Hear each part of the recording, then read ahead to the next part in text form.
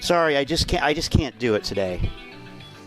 I just can't deal with that today. I'm fighting a war of bandwidth here.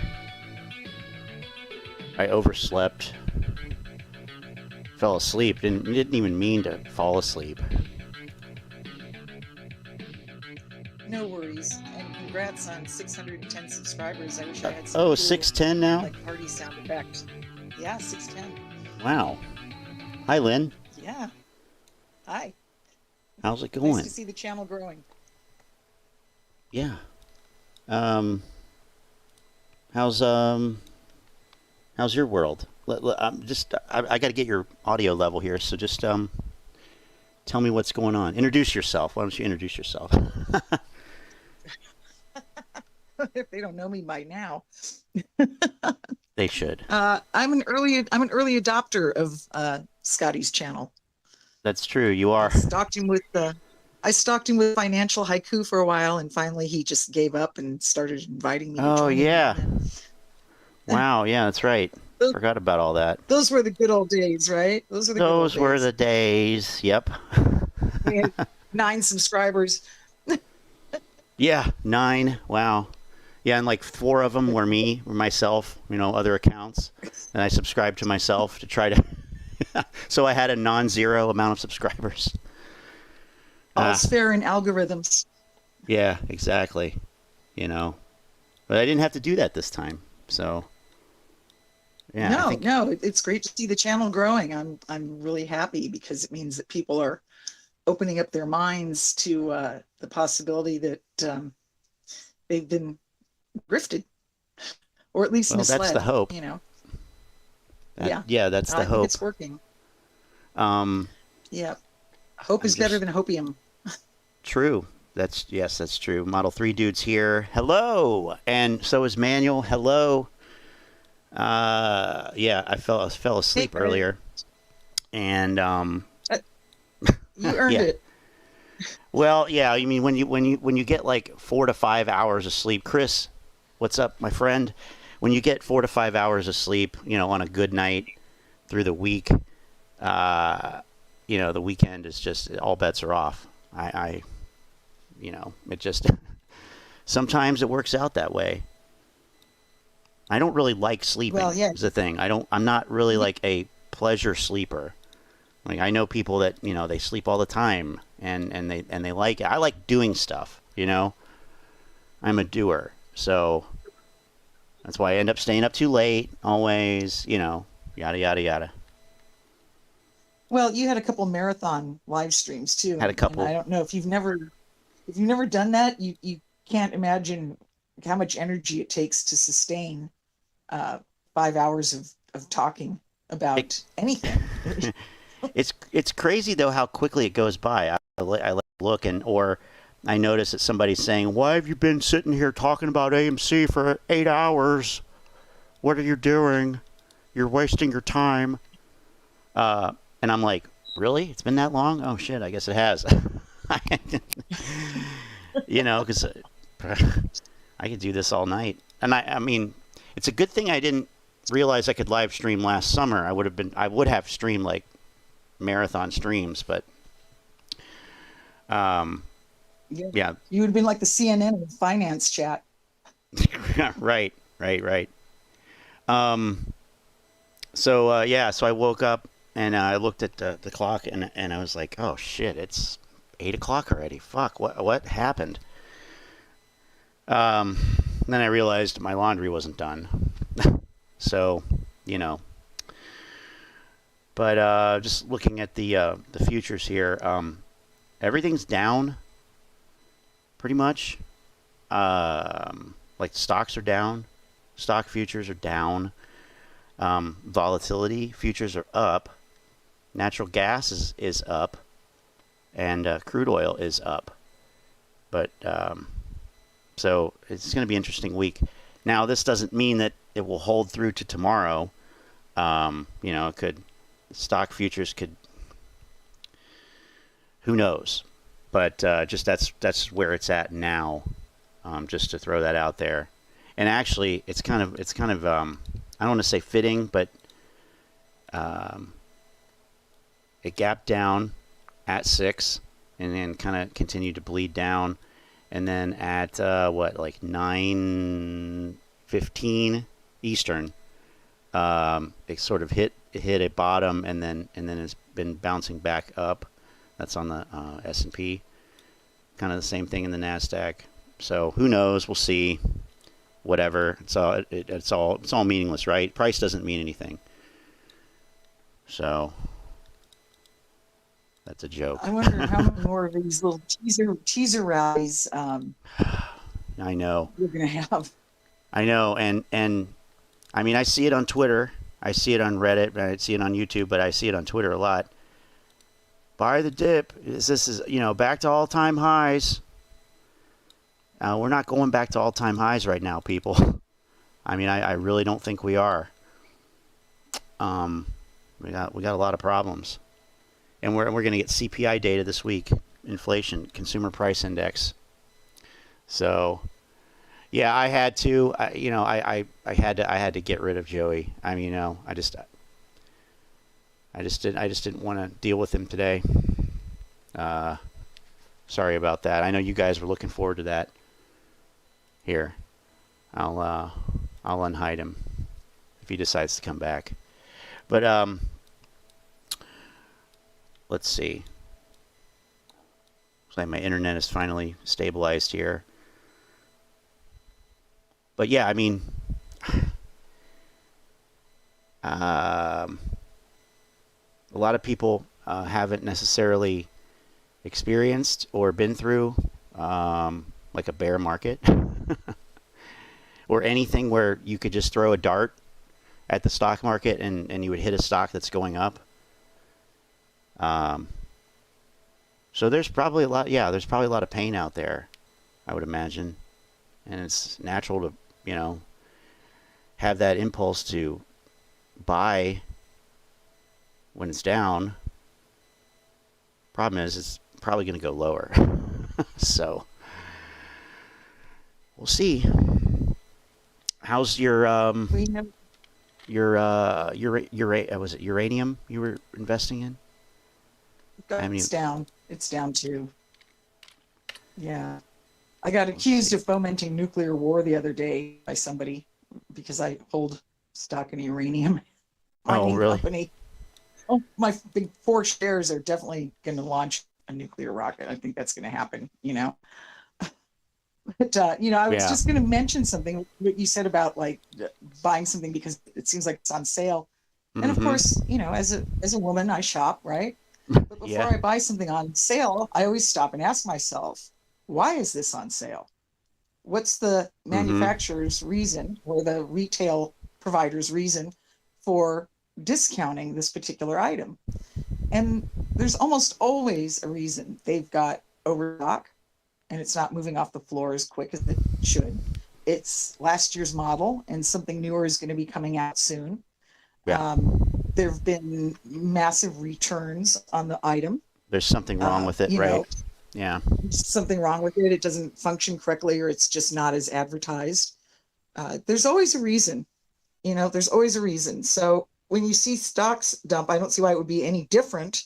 There's a reason that something goes on sale. So instead of looking at it as just a dip and an opportunity to buy, I think it's prudent to impart a little bit of skepticism and ask yourself, why is it going down? If it went up, why is it going down now? And if it goes back up, why is it going to go down again? This weird volatility and fluctuation that we're seeing, it's not, it doesn't indicate anything stable at all anywhere. Right. So, I just would caution people to be a prudent consumer, whether it's stocks or a car or a washing machine or, whatever, a lawnmower, whatever you're going to buy. Do your research and be an informed consumer, not just an informed investor, but an informed consumer. And, be aware of what you're getting for the money that you're spending. So right. And just because, I'm sorry, I'll maybe simplify that or, put it a different way. Just because something is cheap doesn't mean it's a good deal. So, bingo. Something can be cheap And like you said, there's a reason for that. And maybe the reason is it was insanely overvalued initially, you know, and then you can have to ask yourself, why was that the case?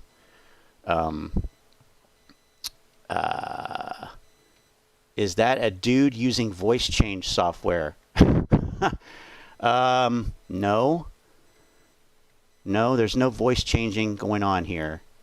So I don't know what you're talking about. Somebody named Hatred in the YouTube chat. I don't know if they mean you, or do they mean you or me? Do they mean me? I don't know. No, I'm definitely not a dude.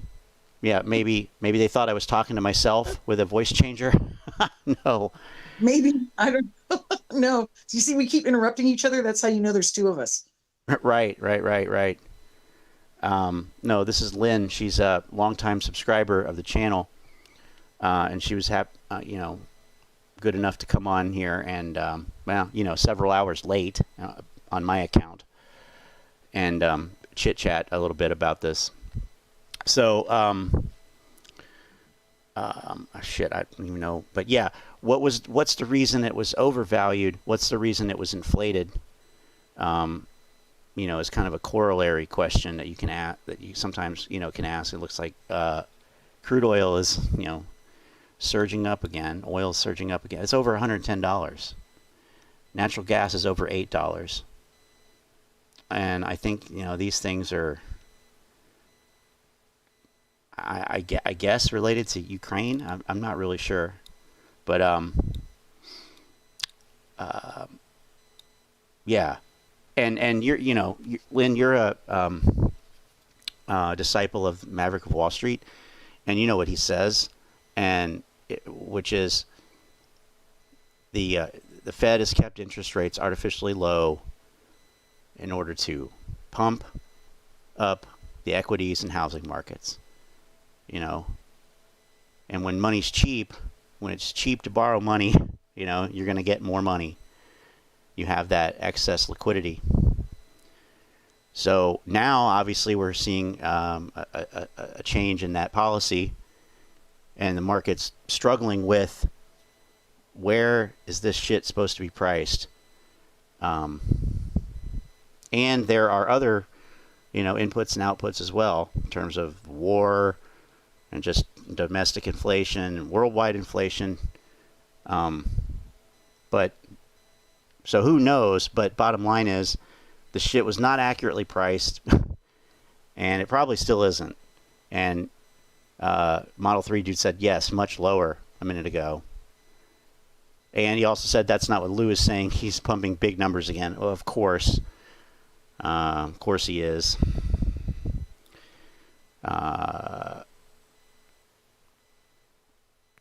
Bad Back saying in the 80s they pumped interest rates to 20%. I think I read somewhere. And, and that's, I don't know. Lynn was an adult in the 80s. I was a kid in the 80s.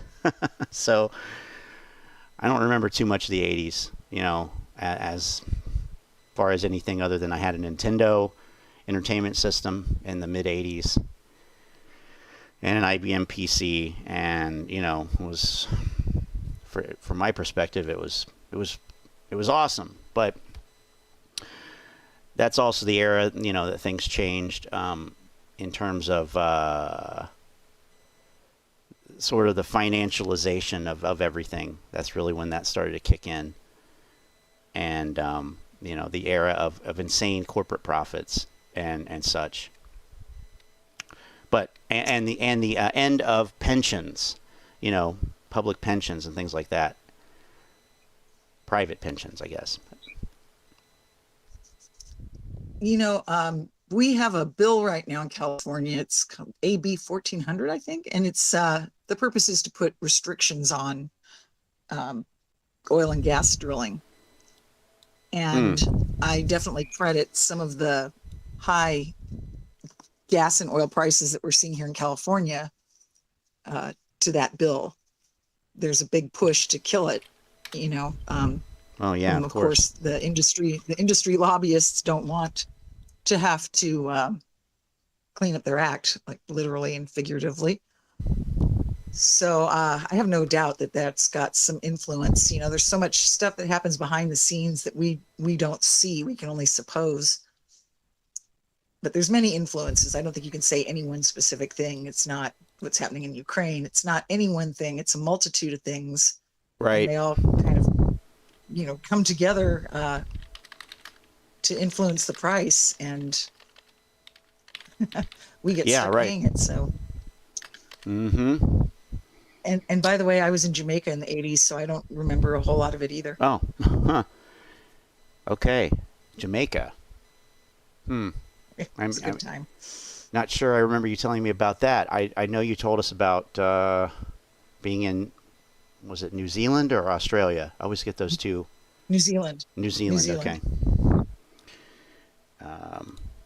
But yeah, that's interesting. So oops, didn't mean to move to that. Let's move to, oops, wrong one. Oh, wrong one again. Jesus. Trying to switch to my browser here. Okay, there we go. I don't know, Lynn, if you're watching the stream or you can see that. But I can share the screen so you can see it on your phone. Yeah, I'm gonna here my laptop in a minute here so I can follow along. Okay. Well, I just I think. Yeah, you should be able to see it now on your phone or whatever you're on the Telegram with. But I pulled up the federal effective rate. So this is the interest rate history graph chart, whatever, because they're talking about it in the chat and talking about 1980. And so we can zoom in here on this and see that it topped out. Well, I thought we could. Okay, yeah. Looks like it topped out at 19.1%, yeah. In June of 1981. So that's what we were looking at there. But then if you go forward to now, currently, and actually let's go back a little bit to, I don't know, 2000, mid 90s or so, and see. Late 90s, I guess. So before the dot-com crash, or around that time, 99, 2000, it hit a peak of 6.5%, then dropped to about 1 3/4. And then, of course, you have the financial crisis here in 2008. It bottoms out, near zero. 0.1%. And then now, let's see, update. This is a federal, this is the Federal Reserve, so, the website's not. But this is the Trump era. Here, see it rising from 0.5% all the way up to like 2.5%. Then here's, and the interesting thing was it was on the decline throughout, the latter half of 2019, leading up to the pandemic, which is interesting. Don't know why or what happened there. Then of course it slammed down to near zero again, 0.05%. And the latest reading on here from April is 33 basis points, or 0.3%. But so yeah, there's probably a long way to go up there. And we'll see. I don't claim to be an expert on macroeconomics. And like I said, I was a kid in the 80s, so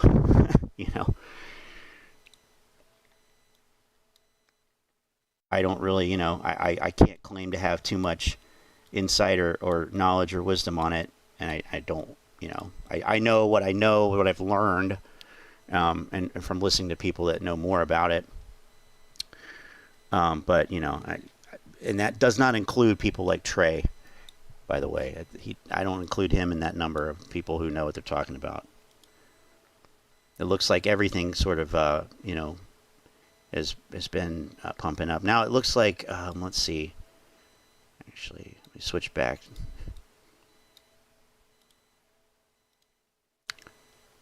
I know that there's probably international markets that are opening, or that are open now. So maybe that's why. Let's see here.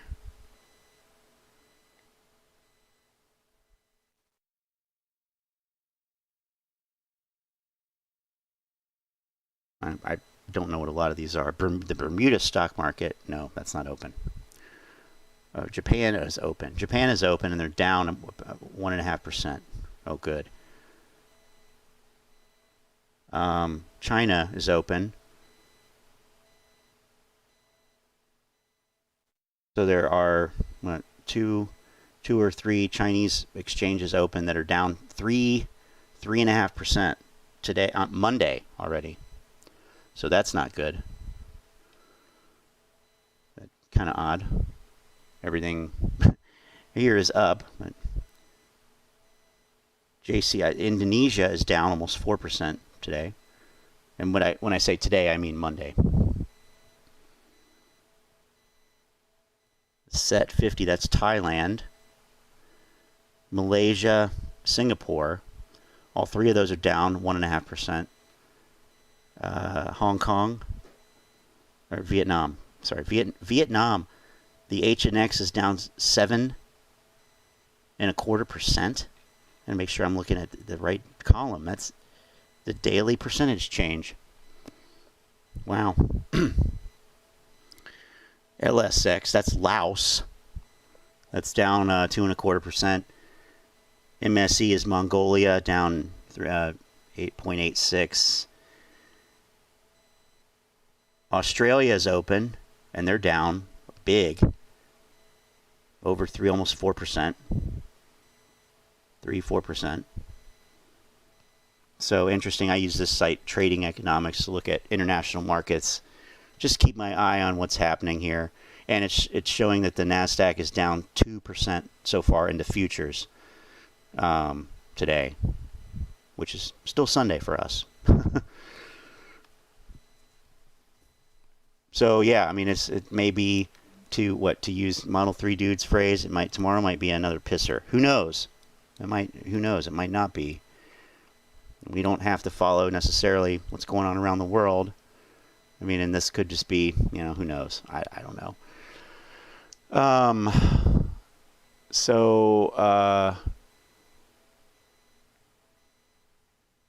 Badback's talking about everyone. Remember when everyone was bitching about the government not letting them take control of their Social Security by letting individuals invest the money in themselves instead of the government. Now we know why the government didn't let that happen, because the average person is an idiot when it comes to finance. See the apes for an example. It's a good point. Isn't that what the 401k was supposed to do, right? Yeah. To give you that option. Right. Say that with areas. Yeah, right. And is more individual freedom always a good thing? I don't want to launch into a philosophical discussion about that, but sometimes the common belief is that if we have more choices available, let me just put it that way. If we have more choices and more freedom available, that it's better. And this is something that, it actually has been studied. It's not necessarily true. And a lot of times with more choices, you aren't better off. And I'll give you an example of that. There was a study that looked at in investments in 401ks, as a matter of fact, and a company, companies giving choices for as far as what people could invest in. It's been a while since I heard this anecdote, but I have the basic gist. And what they found is that companies that offered more choices, the employees actually just didn't participate as much in the program because they didn't know what to choose, because they had so many choices. So sometimes given fewer choices, it actually can result in better outcomes because you can choose between one of four things. That seems reasonable. I can look at 3 or 4 things and make a choice. You have 200 choices. Well, how am I going to look at all those? Clearly there's so many choices. There's some are better than others. It's so much work, confusing. So people just didn't do it. And that's your retirement. People were just not investing in their retirement simply because they were overwhelmed with choices. So I think that's probably a little bit relevant there as well. Bad Backcent says the regular person doesn't think of 20 to 30 years in the future when it comes to investments.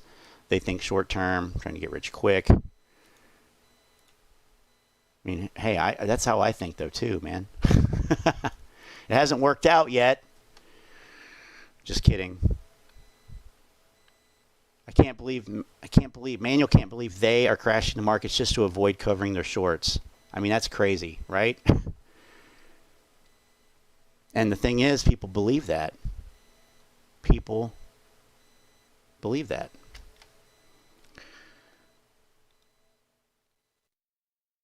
Insanity. Will we ever find out who they are, though? No. Never know. The Illuminati, apparently. That's what people are saying here. The market.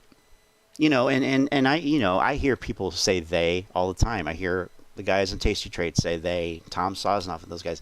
They're doing this, they're doing this, they're doing that.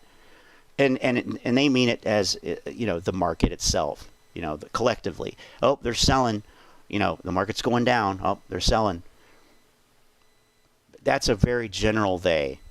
In the case of the apes, they're talking about they is a smaller, it's the people who are shorting AMC, and they are, and by the way, they have power over the whole market because they can crash the market to avoid covering their shorts. I mean, it's crazy that people think that. Now, I did notice something. So I think that there's some kind of changes happening, at least on YouTube. And I'll tell you why. Maybe I'll even demonstrate or show. And of course, today it's different. Maybe it was just yesterday there wasn't a lot of videos. There weren't a lot of videos coming out. So maybe that was it. Now I'm seeing a lot of AMC videos. Yesterday there was really shit for videos that came up in the search. Now there's a lot more. So maybe that's not a valid point. Let's look at, but this one is, I think. I don't know if I've seen this before. The masked investor, the misinformed investor, the masked idiot, whatever you want to call him.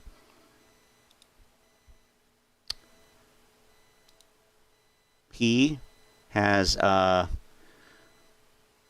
where is it? Maybe it's his other channel. God, everybody's making a liar of me today. Maybe it was TMI Live or whatever the hell his second channel is.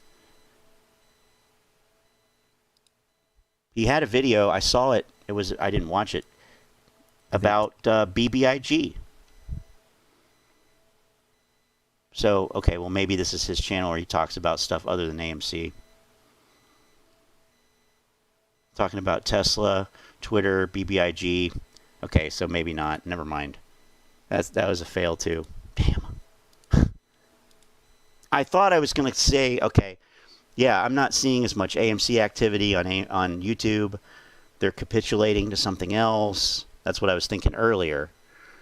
And, but no, that does not appear to be true. At all.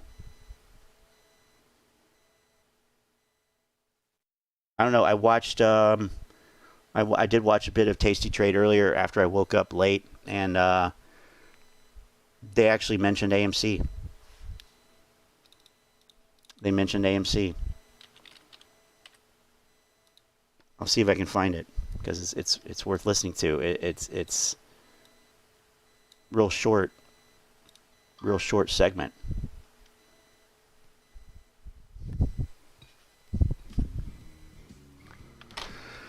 Let's see here.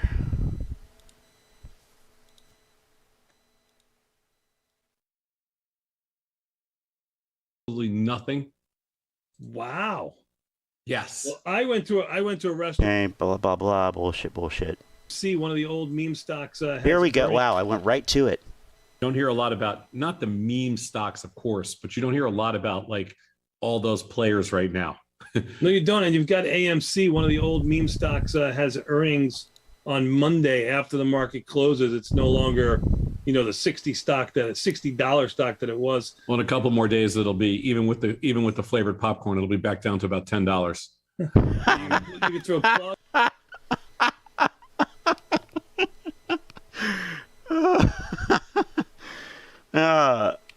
I did not expect that, but I think he's right. The $60 stock that it was. Well, in a couple more days, it'll be even with the flavored popcorn, it'll be back down to about $10. You can throw a plug and Peloton in there too. Yeah, plug. Yeah, so even these guys, of course, they get it. We'll see, right? But look at this. Tony DeNaro, AMC earnings, Tony DeNaro, and Pantheon live. Pantheon. Massive partnerships incoming, earnings tomorrow. I mean, I don't get how you could spin these massive partnerships as like being bullish and a good thing. Like, no, the massive partnerships are because it's a sinking ship, and they're trying to save the sinking ship, so they bring in a fucking crane, and they're partnering with a crane to pull the ship out. That's not like really a partnership. I don't even know what he's talking about. I'm just talking generally here, but so in other words, I'm just bullshitting. But it's like that's like Blockbuster Blockbuster and Circuit City partnering up. It didn't end up happening, but it's like, okay, two sinking ships partnering up is kind of like one big sinking ship. Then it's not really, doesn't help. Tony gave his take on earnings tonight on his channel. What did he say? I guess I could just watch, but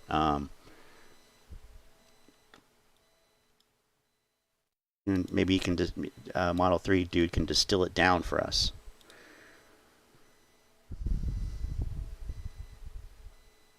So what else is new, Lynn? How's California? How's the weather in California? Good. It's good? The weather's fantastic. Yeah, the weather's been great. It's actually kind of cool tonight, and a little foggy where I am because we get the marine layer.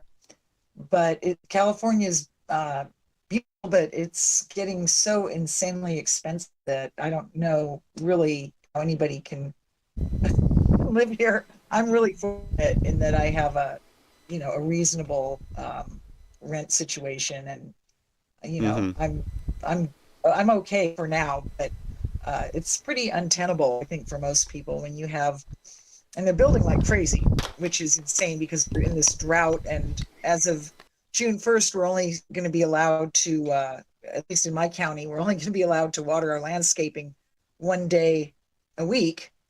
And yet we're entering into fire season, and they want everybody to clear all the brush, and anything that could ignite from 100 feet from within their structure. So it's kind of a double-edged sword. You're gonna have to kill off all your landscaping, and then you're gonna have to pull it up and get rid of it because it's gonna be flammable because it's all dead because you can't water it. And yeah, they're building like crazy. I was gonna say I heard about water problems. I heard that about that recently, and it's not even you're barely into this season yet. Yeah. Oh, it's fire season all year round here now. That's just kind of how it is. But the new places that are being built, it was urban sprawl was everybody's concern. Oh, you're building up into the hillsides, and you're infringing on the coyotes' territory. So now we've got all this high density housing going up. And you've got these cracker box condos that are, yeah, they look nice. They look modern. You know, they've got all the nice amenities and rooftop patios and all this stuff. But they're starting in like the low 800,000s. And that's supposed to be affordable housing in California now, at least if you want to live anywhere near the coast. So How much? I'm sorry, how much? low 800,000s. Oh my God. That's like, What is that's the starter price. what Yeah. is rent? What does can't that really- equate to in rent? Because that's when in my world is Oh. rent. I'm a renter. Probably 3,500 if you're lucky. To find, Ugh. you know, a 2-bedroom place is probably going to be 3,800 to 4,500. Wow. Studio is going to be probably a 1,500. 1,200. You got a really good deal, grab it. Yeah. So God. And when you say a It's, studio there, that's like 400 square feet or something like that. yeah, roughly. So yeah. kind of an efficiency, Under 500 really. square feet for sure. More of an Yes, efficiency. tiny. Like one room And with like stacked a on top of each other and Yeah. squished next to each other. And right, there's one that's overlooking it's like a motel, you know, so you can sit on your rooftop garden and watch people overdose in the parking lot below you. wow. You know, so they're both these really fancy, expensive condos is what I'm trying to say, in townhomes over shady parts of town. So we're Mhm. being gentrified now here too, and going from this kind of sleepy beach town to, we're being gentrified to, it's going to look like Orange County soon. Wow. And yeah, nobody knows what to do. So it's pretty crazy. I don't know, you know, people are leaving California. Of course, it's driving up housing prices in places like Texas and, you know, everywhere that all Californians are flocking to. So that's not helping either. It's all interconnected, you know. Right.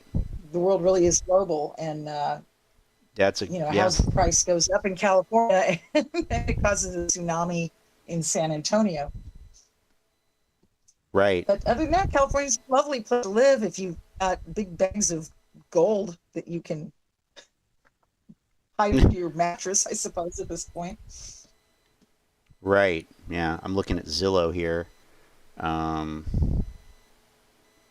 renting. You can't find a single family home really for under, if you have something for 700,000, I would say grab it, even if it's completely dilapidated.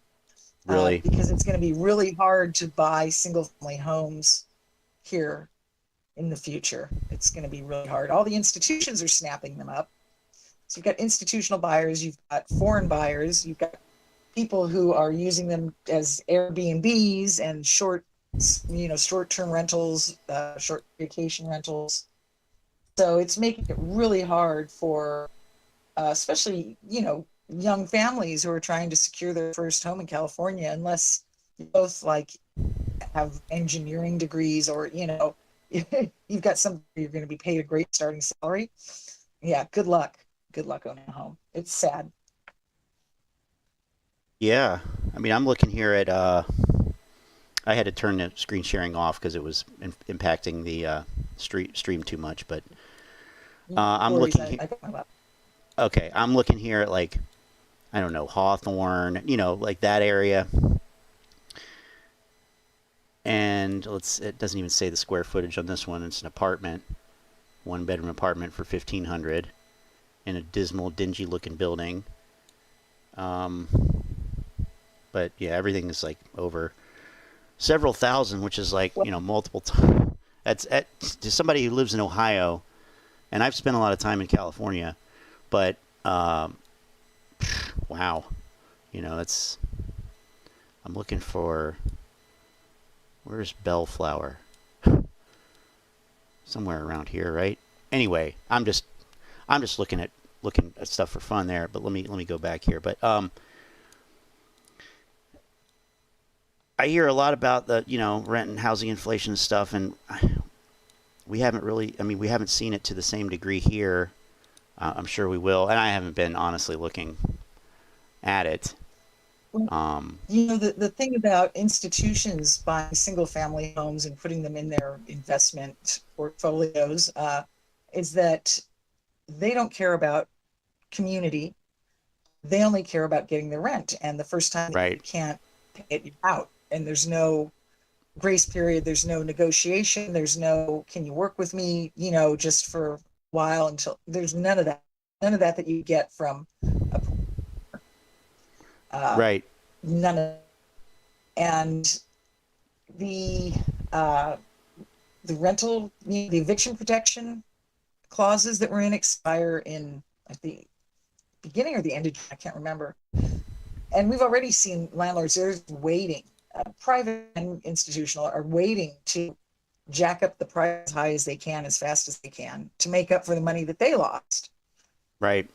And there were rent relief programs, and people really, I hope that a lot of people took advantage of it. But yeah, between the pandemic, hikes for rent and the moratorium ending and the institutional buyers, it's gonna hurt. It's gonna hurt a lot of people big time. And I think the exodus from California is going to continue, which doesn't really help us, because then there's just more homes that get snapped up, right? Mm-hmm. So it's a kind of a domino effect at this point. I just say, if you find a way to buy, or if you own a single family home in California or anywhere, hang on to that. Yeah, that's what Do they're not saying sell in the it right chat now. here. Badback saying he gets 5 calls a day from people asking about his home, if he's interested in selling his property. And I believe he's in Baltimore, right? Yeah, I think he's in Baltimore. Model 3 dude says he has his home paid for. Thank God, and have 0 debt. More power to you. 2008 Good made for me learn the you, dude. importance. Yeah, I've never owned a home. I've always rented. But I'm a poor ass millennial. I mean, I don't know how old these dudes are here in the chat, but I've never been in a position to buy a property personally. But I was kind of a late bloomer, so to speak, I guess, in terms of getting my act together in terms of a career, and well, I took a winding route of doing various self-employed things and freelance work and whatever. It wasn't really until the mid 2010s that I kind of, I don't want to say gave up on that, but I guess I did kind of the opposite of what a lot of people do, and you graduate from college and get a job, and work for a corporation, work for a company, whatever. I did. I after college, I went out on my own basically, and did my own thing first, and never worked for a company, really, full time until that time, like early 2010s. So that, which was I don't regret it at all, but it was just there's a lot of maybe disadvantages to that. A lot of people will do that, and then at some point they're like, I want to go out on my own, and I don't want to have a boss, and and it's like an idealized thing. I got that out of my system first, I guess. That's what I'm saying. But let's see. Let me go back here, because they were talking about AMC here for a second. The big deal about the meme stocks is the transition to crypto and NFTs. Both are crashing. $20 million compensation package for Aron, AMC. That's on the shareholder vote, right? I think, and I see all over the place the apes are like, I'm not voting for that. They already got paid. He already got paid. I believe over on Reddit they were talking about that, I'm sure. Let's see. I mean, if I were in a position to vote on that thing, I don't believe I would vote for a shareholder or a CEO compensation package. Probably wouldn't. I mean, this is the dude that his compensation doubled in 2020, and you were the one that pointed that out, Lynn. Last year, I didn't pay attention to that. I believe you mentioned that on this channel first. That's one of the first things I look at in a company, is what the CEO's compensation package like. Yeah. You can get a lot of insight by kind of analyzing that. But yeah, his compensation went up, and He wasn't even working. Right. Yeah. He It's the pandemic, he self what was the thing he said, self furloughed is what he said on that one interview with Yes, Jim Cramer. I self furloughed. Yeah. Okay. The fucking company was not the theaters weren't even open. What are you talking about? being creative words. Yeah. Now they have been removing posts about which way people were voting, so maybe they took some of them off or something. They didn't want whatever, but because it was the reason they did that probably was because they were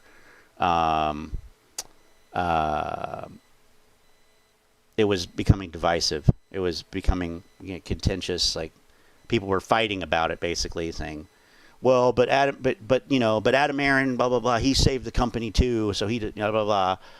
And then the other apes were like, "No, well, yeah, but like we haven't been taken care of." And it's like you're not going to get taken care of. That's not the way it works, really. But whatever. Right? They're not your benefactor, your mentor, or your what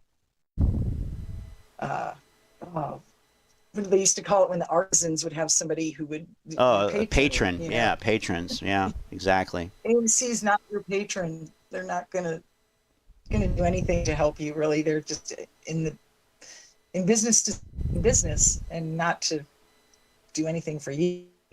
Let you see movies for insanely high price. What is it, like $75 for two people to go to the movies and get popcorn? It's got to be close to that. Yeah, we looked at it once, and the average price, and it was like everybody said that, wow, that is way too low. It's way more here, so I don't think it was accurate. It probably hasn't been updated.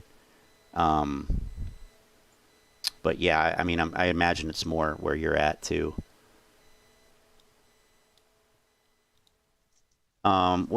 What did I hear recently that was talking about?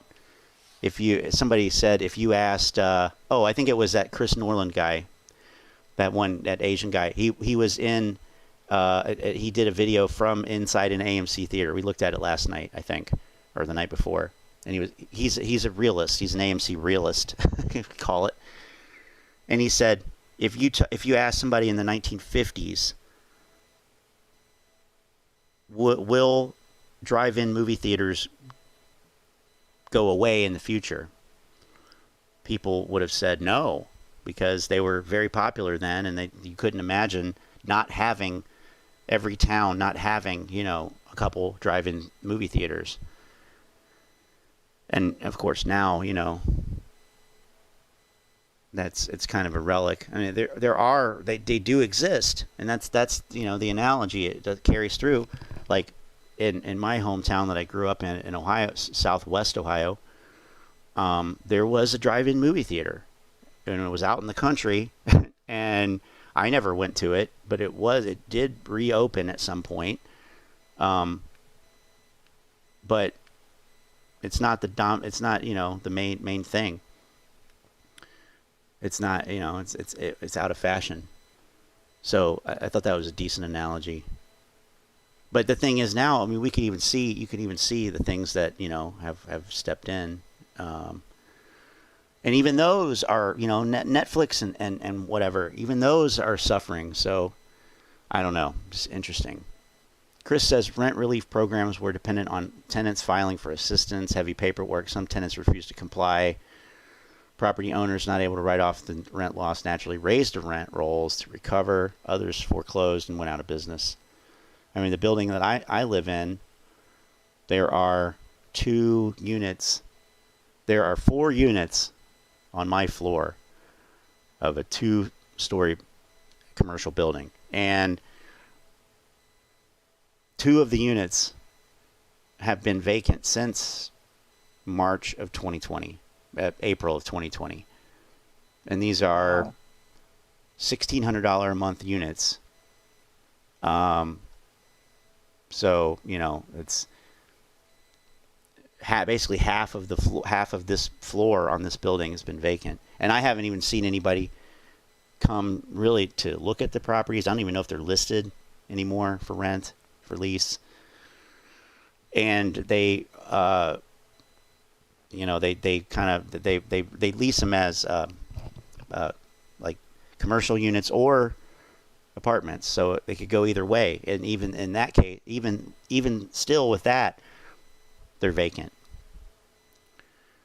Now I'm not, you know, I don't have much sympathy for the landlord personally, but you know, and I happen to know how much he paid for this building 25 years ago and how much work he's done to it. So it's not a sympathy ploy for the landlord. Just a matter of fact, like if that's the case here, it's probably the case a lot of other places. But yeah, it's interesting. And you know, you mentioned all the, you know, the housing inflation, housing prices and stuff, and add on top of that everything else. Like it's crazy. I go to the grocery store, and you know, I don't want this to turn into a bitch session about inflation, but I mean, still, I mean, I'm sure people can you know, identify with this. It's insane to me. I don't think I'm spending that much money. I'm not really buying that much, and I can't get out of there for less than $100. And you know, you do that 2-3 times. I used to go, you know, I'm a small grocery shopper. I go 2-3 times a week, and you know, buy small quantities of things. I don't go and spend, you know, I don't go and stock up for a week or 2 weeks at a time. But going to the grocery store 2-3 times a week and spending $100, and that adds up real quick. Like it didn't used to. It's like, you know, it's like, I feel like it's like twice as much, basically. And so add all that stuff on top of housing, and you know, and wage inflation hasn't kept up with it anywhere close. So you know, and Maverick talks about this too. There's a point where it's not worth it, you know, and I don't know. I mean, I'm not at that point. I have to work, but shit, you know, I don't know. It's a dark, you know, kind of outlook. I don't have much, you know, positivity necessarily right now. In that sense, I mean, I'm sure it'll work out. Everything will work out, right? That's my positivity. Everything always works out. But I've been through a few other financial crises, and everything always did work out in the long term, but getting there was painful. You know, I'm kind of have some disbelief that I have to see yet another one in my lifetime. Average price in California for housing is $400 to $1,200 per square foot. Yeah. That's per month, right? So. Yeah. Wow. Oh my God. I mean, that's including like San Francisco, you know, San Diego, big cities. San Francisco is so insanely expensive. I don't know. That's got to be. Oh, that's to buy. That's to buy, though. Yes, that's okay. All right. Okay, I was like, should have been clear on that. That's wait a minute. That means my apartment would be $500,000 a month. Okay, to buy though. To buy. Yeah, that's about right. That's about right. It's really it's something else. And of course, like I said earlier, we've driven up housing prices now across the country, basically by people from California and New York fleeing our locations and trying to find something cheaper, and coming into, you know, a places like Montana or Idaho. Wow. And then outbidding the locals for housing and saying, "Oh no, we'll give you, $100,000 over your asking price," because to them that's still a deal, right? Coming from California or New York. Wow. So, yeah, that's one thing I've been told is, if, as a Californian, if you move to another state, especially the ones that we've invaded, kind of, first thing to do is change your license plate. Change your license plate? Oh. Your car. Right. You don't want people to know. No, they're not happy, because we've it's been a tsunami. You know, we've affected the housing price. The country by going and saying no, hands down. How much give it to you, and the having more than the locals do, and grabbing properties out from under them. So it's not a good, really. Right. So Manuel sent the video from TMI about BBIG, and I don't really care to watch it. I just wanted to see what it was. So it looks like Friday it went up a lot, but 28%.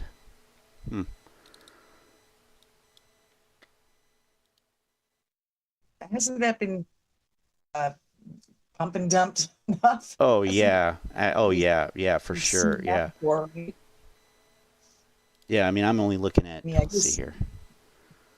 If you're falling for the same trick over, then I guess, you can only blame yourself. Well, it's a cheap stock. It's only like $3. It's only a so let's see back here. This is this is the GameStop area. This is the GameStop area, and then yeah, every month or so, it kind of like pumped and dumped, and then it didn't. Yeah, it hit a little bit during the AMC run up in June of last year, but its big squeeze, I guess, was like last August, September. Yeah, it went up to like 1250, and then it's been coming back down, and then there's been a few little pumps here and there, but yeah,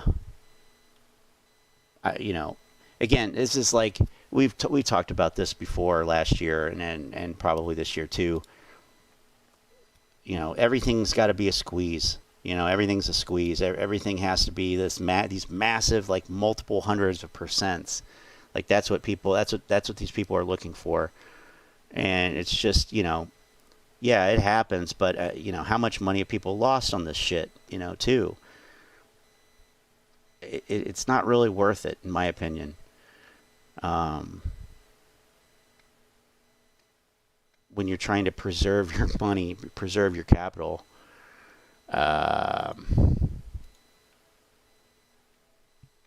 is it going to go up again? Who knows? I certainly don't know. This volume went up by 10 times almost from Wednesday to Friday. But I mean, it's Friday.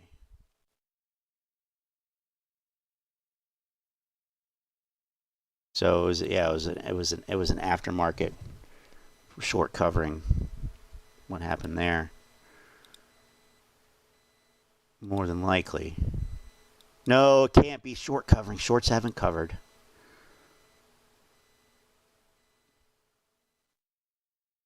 But I mean, the after hours massive volume is kind of a dead giveaway on that one. That happened on AMC too back in the day. Anyway, BBIG.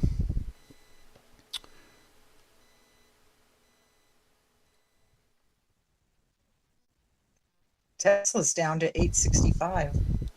Oh yeah, that's right. What a surprise! Yeah. What a surprise! Who's surprised? Yeah. Raise your hand if you're surprised. Reverend Elon. Nope, nobody. Yeah. Nobody's surprised, right? Vinco announced a record date for a spin-off. Vinco, that's BBIG, right? Yeah. I still don't even really know what they do. I know I looked it up before.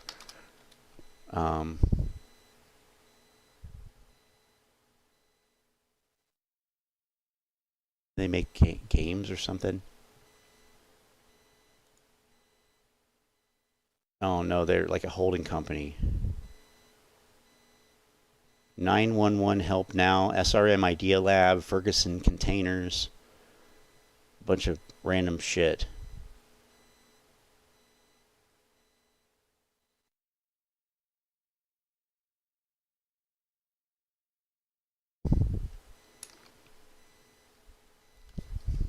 So they made an announcement for a spin-off, and that probably triggered that short covering rally in the after hours. Then probably what happened.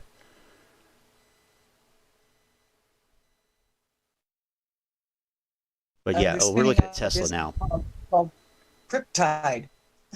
What's that? They're spinning off a business called Cryptide. Cryptide. Their core business collection, yeah. Hmm. And somehow that made the price soar. Yeah, it was probably heavily shorted.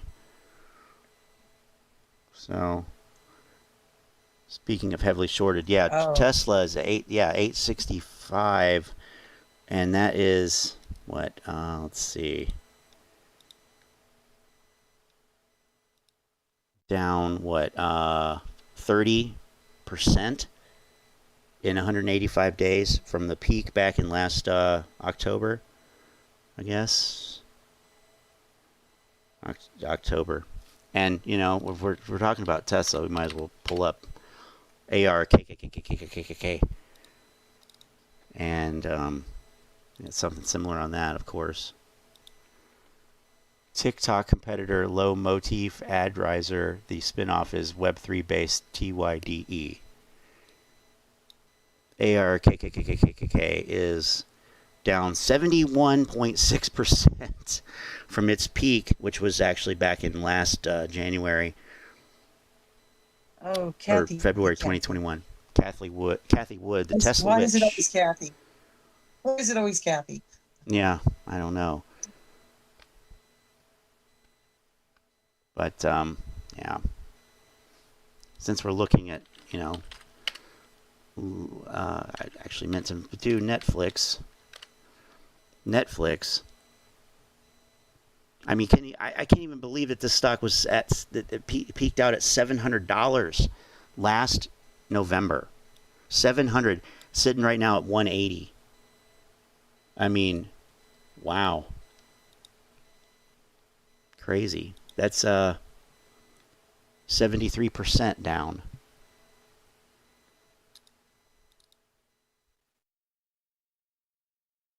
And that's, you know, wow. That's all I can say is wow. I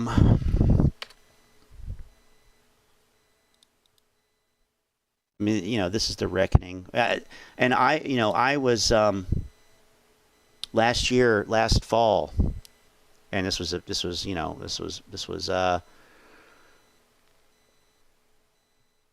unfortunate. I recognized that this shit was kind of in a bubble, and but my timing was way off. You know, I thought we were going to see it last fall. That we were going to see the crash last fall. And boy, was I wrong about that. I mean, pushed all higher highs overall. But, you know, I was ready for it this year, but, you know.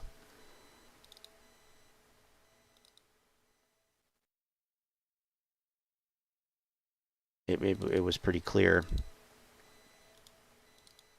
that, you know, shit needed to change. So anyway, let's see here.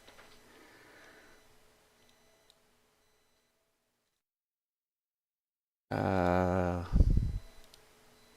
try to keep my eye on these international markets here.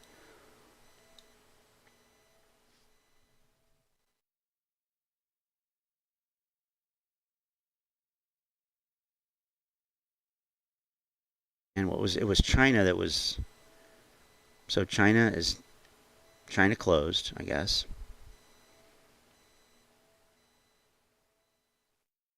Japan is open, down 1.5%. Thailand, Malaysia, Singapore, Laos, Mongolia, Australia.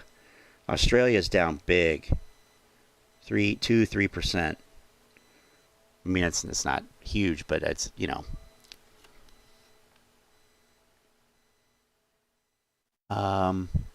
What's going on in China these days? Are they? I heard about expanded lockdowns in China. I'm not sure. I haven't really been keeping up on it, but that, you know, that's. I think that's another part of what's going on, right?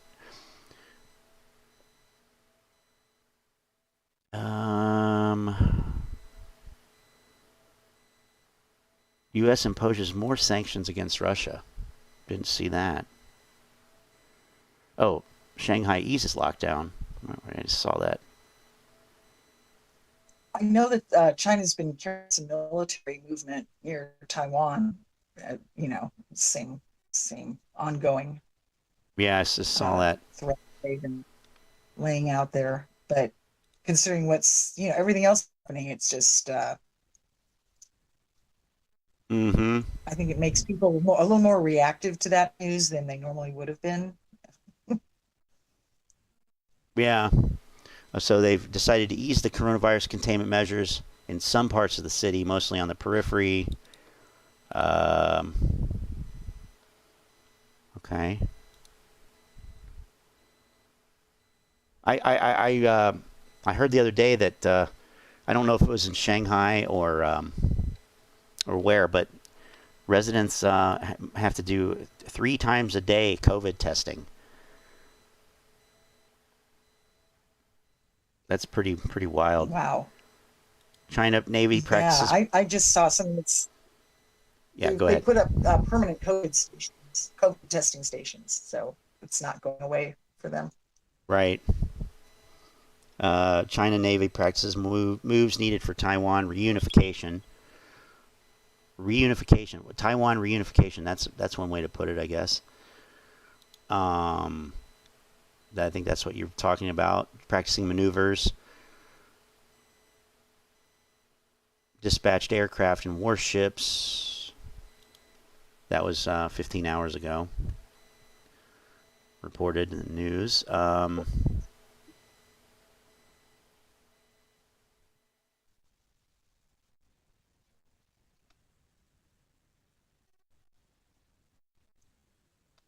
See, crypto's decline in weekend trade. We know that. That's not a surprise.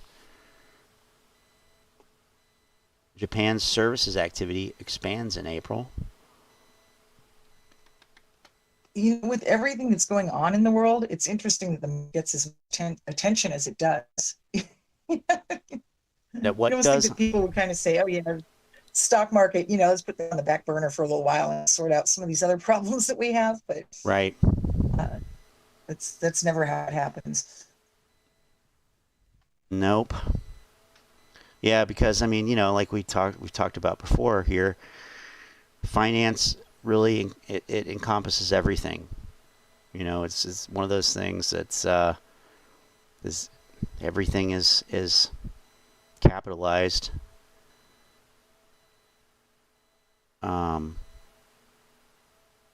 Must to expect extreme Twitter work ethic. Oh, okay. Great. Musk said on Saturday that if his acquisition of Twitter is completed, so on Saturday he's still saying if. Interesting. Quote, work ethic expectations would be extreme, but much less than I demand of myself. Okay.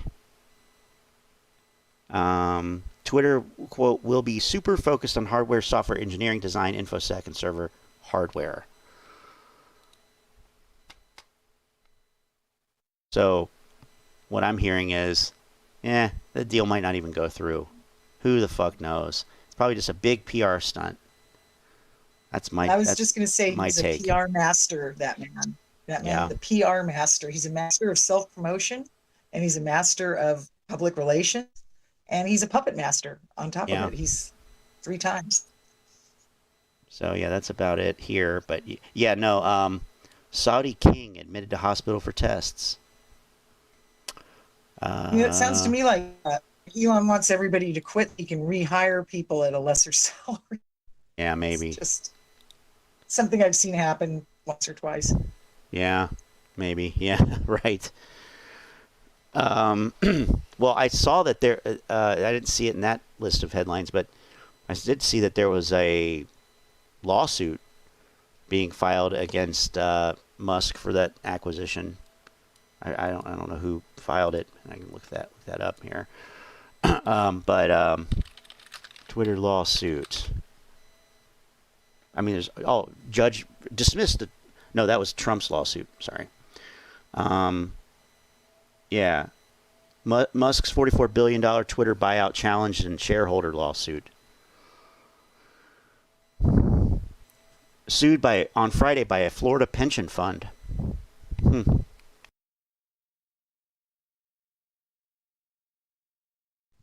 Interesting. Yeah. Proposed class action. I don't know how you can stop. I don't know how you can stop a rich man from buying something that he wants. Right. The fund said the agreements to buy Twitter, the fund that pension fund said those agreements made Musk, who owns 9.6% of Twitter, the effective owner of more than 15% of the company's shares. It said that required delaying the merger by 3 years unless 2/3 of shares are not owned by him granted approval. That's confusing. The lawsuit also seeks to declare that Twitter directors breached their fiduciary duties and recoup legal fees and costs. It did not make clear how shareholders believe they might be harmed if the merger closed on schedule. So that's kind of a thing. I think that's a point. Yeah. Some of the new investors appear to share interest with Musk, a self-described free speech absolutist who could change how the company moderates content. I mean, we have that's the biggest problem we have, that's the biggest issue we have. Florida State Pension Fund also invests in Twitter. It's a different fund, but it's also in Florida. And Governor Ron DeSantis said this week that Florida State Pension Fund could make $15 to $20 million profit if Musk completed his buyout. Well, because Musk is overpaying, by like $6 a share or something. If it goes through, if we could look at, a list of things that Elon Musk has said that never, went anywhere for precedent. So, in light of that, who knows? I don't really care, to be honest. I don't give a fuck. I could care less. I couldn't care less. I mean, I don't think it's a good thing, but at the end of the day, I don't care. I guess is what I'm saying. I just, I've been on Twitter for a while. Never really cared too much one way or another. Probably would have been, probably would be, a good thing to. But I'm not a master of self-promotion.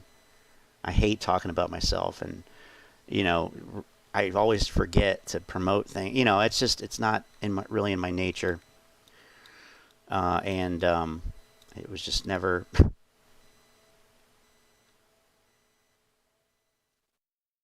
I probably used Facebook back in the day more than I used Twitter or even MySpace back in the 2000s. But I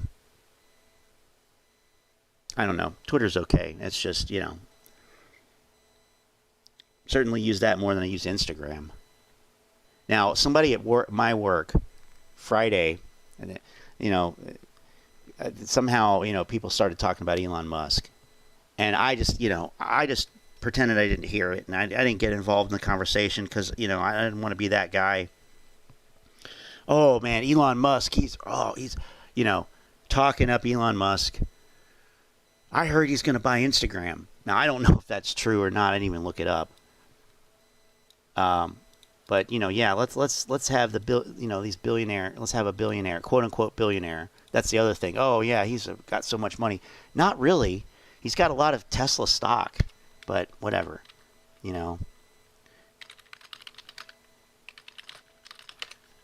I just had to keep myself out of it. I don't see anything about that. Did Elon Musk buy Instagram after Twitter?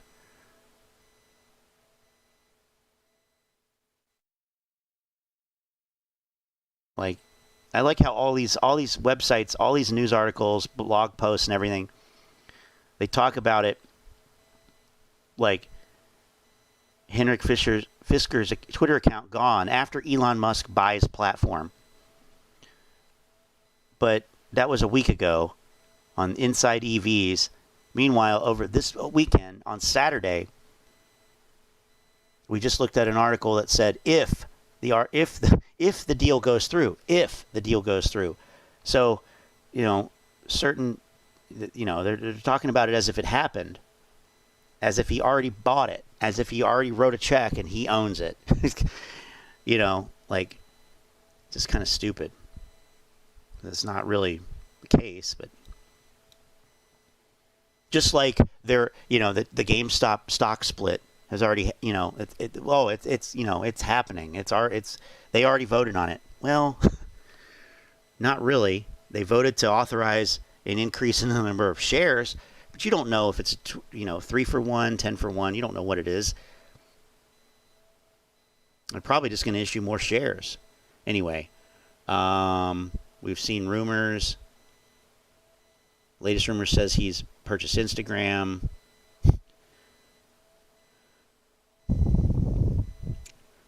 He hasn't bought it. Of course he hasn't bought it. But I don't even know where it says.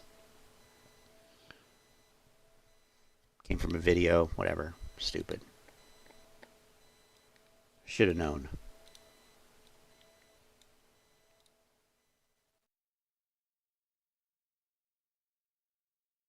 Yeah, so anyway, pretty interesting stuff here. We'll see what happens tomorrow. I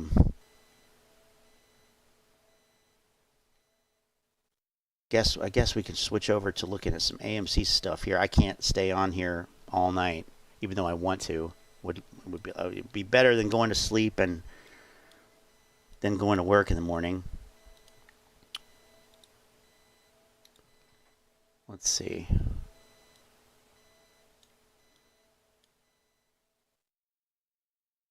So, let's see.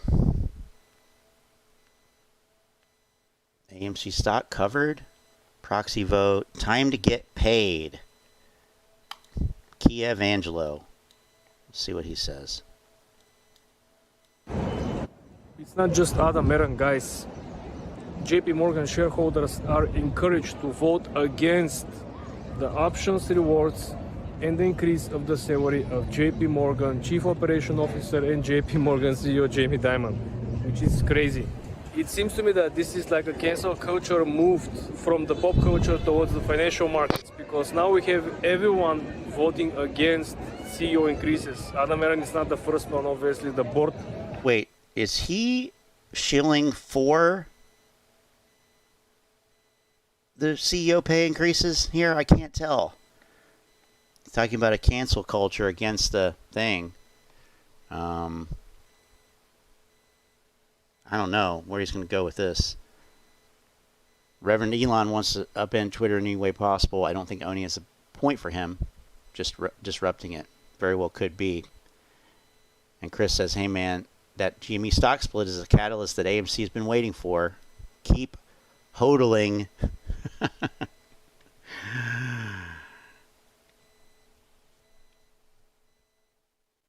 Keep hodling. Of directors of AMC. Another. You know that there's a it's an old school meme or comic. I saw this years ago. It's of an old lady. Here it is.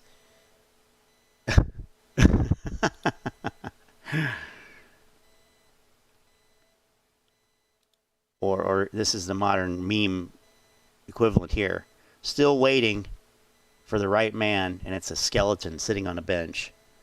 I saw this like 25 years ago, like on a somebody's bulletin board, you know, this older woman.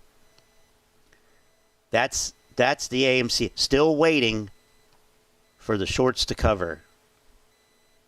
Somebody's probably already done that meme, but not financial First advice. one, obviously, all the salaries, people either should be frozen at this point or shouldn't see any increase until certain results are met. For the case with AMC, we all know. You want to see share count? People said, majority of them in the comment section, if we see a share count and if we see a dividend or if we see some innovation in which it will help share count in fixing the issues with the floating share and share ownership, people are willing to give Adam Aron and the board directors a raise. This is what I understand so far. But let's face it, the main reason why people and shareholders of JP Morgan want to cut off all the rewards and the bonuses and the salary increase is simply because the results of the bank are not correlated with this increase. A lot of people could argue the same way for AMC, right? If you're focusing on particular metrics, right? AMC still has a lot of debt. And the ratio return on investment for the ad campaign with Nicole Kidman and like the investment in the mining company, again, it will take a while to see the return and the cost per acquisition of new clients and business and revenue. But again, if individual investors with AMC are focusing on, clearing up the situation with the float, with the share ownership, with the rewards, right? So this article from Bloomberg, guys, helps a lot to figure it out that it's not just like a couple of individual investors are being bad or like negative about AMC or the people who are managing AMC. Obviously, it's something that is a trend. Because if people actually agree on the same point that the bank outperformed the results and the board deserves, everything that they are planning to give themselves as a raise and options, it shouldn't be an issue. But there is definitely an issue if people are arguing about it, if people are making an issue about it, if people doesn't agree with it. And for the first time, I see more and more people are actually voting against stock options, against bonuses, against salary increases, simply because the results are not directly correlated with these particular raises and benefits for the people who are managing the company. Let me know in the comment section. I might be wrong, as always. You don't have to agree with me or with Bloomberg, right? But so the fact speaks more than any potential thesis that we're gonna lay out here on the channel. There was a book back then saying that you're getting what you negotiate for. It's not what you deserve for, right? This is why everything is a negotiation. So let AMC management to know what they have to negotiate for their stock options and salary increases. I don't know. I hope you guys have an amazing weekend. Happy Mother's Day. Subscribe to the channel, ladies and gentlemen. Ladies and gentlemen.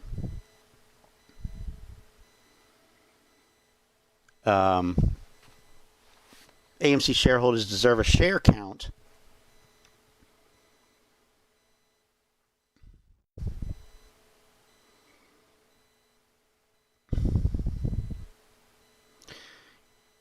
The majority of shareholders have held over 1 year already. Given the time that has passed, it could have been done already. If not, I would propose a vote for shareholders to have the ability to vote for our shares to be placed on blockchain to keep an exact count and keep transactions honest and transparent. Well, that's not going to happen. The board gets paid when I get paid. There it is. There it is. AA should be much more active in pressing the SEC to take a deeper dive into the massive manipulation. I voted no. No dividend, no raise. I voted no. Do any of the shareholders or employees receive a dividend or profit sharing? No. So my vote. What profit? What profit are you talking about? So my vote was also no. Until those things happen, the management shouldn't be taking bonuses at all.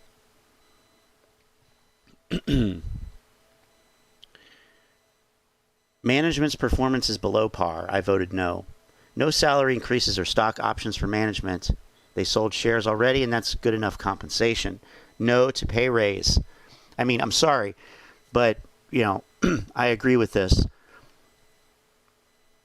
It's kind of like Trey, walking around, giving out $10,000 tips to people when the stock is down 60%. Are you serious right now? You're going to go around and throw money around like you have just, this excess, endless excess of money. It's kind of the same sentiment. People are, everything is not in a good place. And Jamie Dimon and Adam fucking Aron need more millions of dollars. Go fuck yourself. Seriously. What do you need that for? And this is the shit that's like, this is always a thing. These fat cats always make out, well, when their companies go in the shitter, when the economy goes in the shitter, that's the nature of capitalism. These guys, these guys, this class, the oligarch class, they always win. And that's if nothing else, okay, let me do something I don't normally do. I'll agree with the apes on this one. I'll agree with the apes on this one.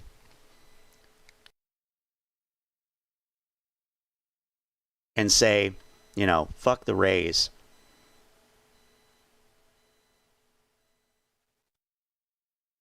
Not financial advice, though.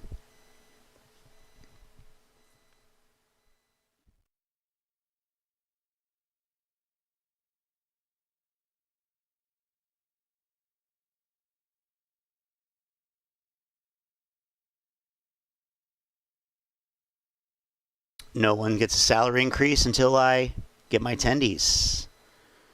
I mean, I haven't seen one comment on here that said vote yes, or I voted yes, or you should vote yes. Pay off the debt. How do we vote?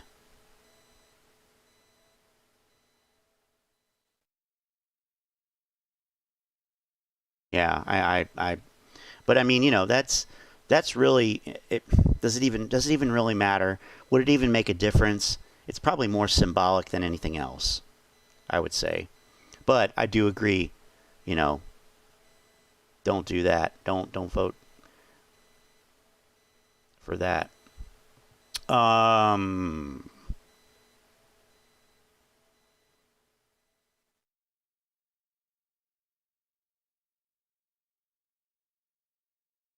What's going on, guys?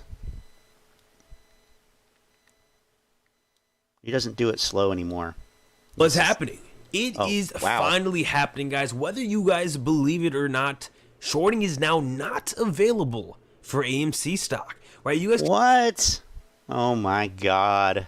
How do we vote? That says it all right there. Yep. It's true.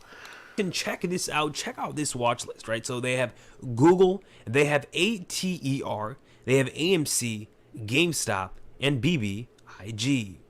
Now you guys can see that Google, it's available to short sell, right? ATER, not shortable, right? And AMC, not available. So guys, shorting is not available for AMC stock anymore. And what happened? On one brokerage, I mean, and you see the utilization is 100 goddamn %.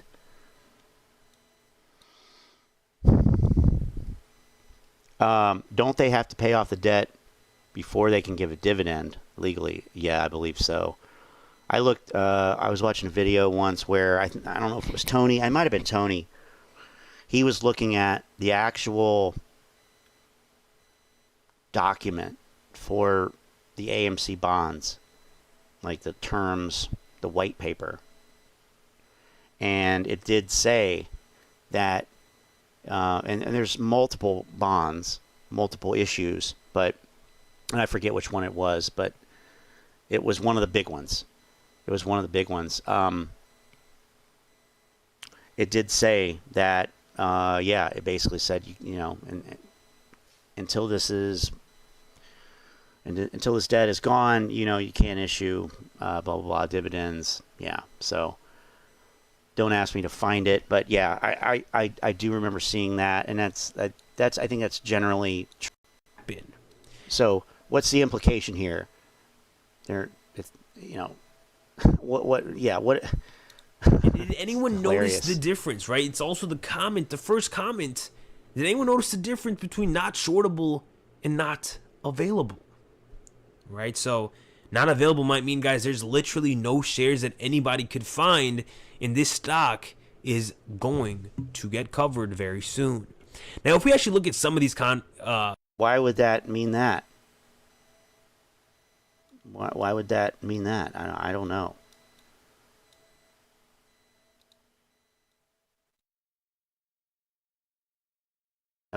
ATER. So it does have options. I don't know. Not shortable. Probably because the price is so low or something. some of these comments, right? We can see that. Oh, can't short ATER because it's less than $5, which most brokers don't allow from retail. The person that actually wrote this comment said, update, I contacted chat support. They are a trading platform. Not shortable equals regardless of the availability of shares. Short orders are not accepted. Not available means you may short. However, there are no shares available to short.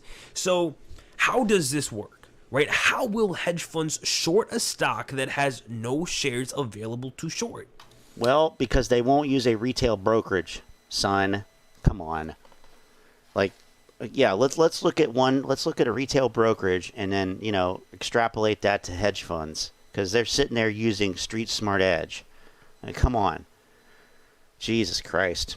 Yeah, Chris, that is why they scream for an NFT dividend as a catalyst. And no, you are trying to piss on the parade, clearly. You're trying to piss on my super bullish parade here. Cloud chasing. Cloud chasing. Yeah. Wow, that was cloud chasing. Yeah. That actually happened. It's a new thing. Yeah, cloud chasing has something to do with drug use, right? That was the same guy who that was the same guy who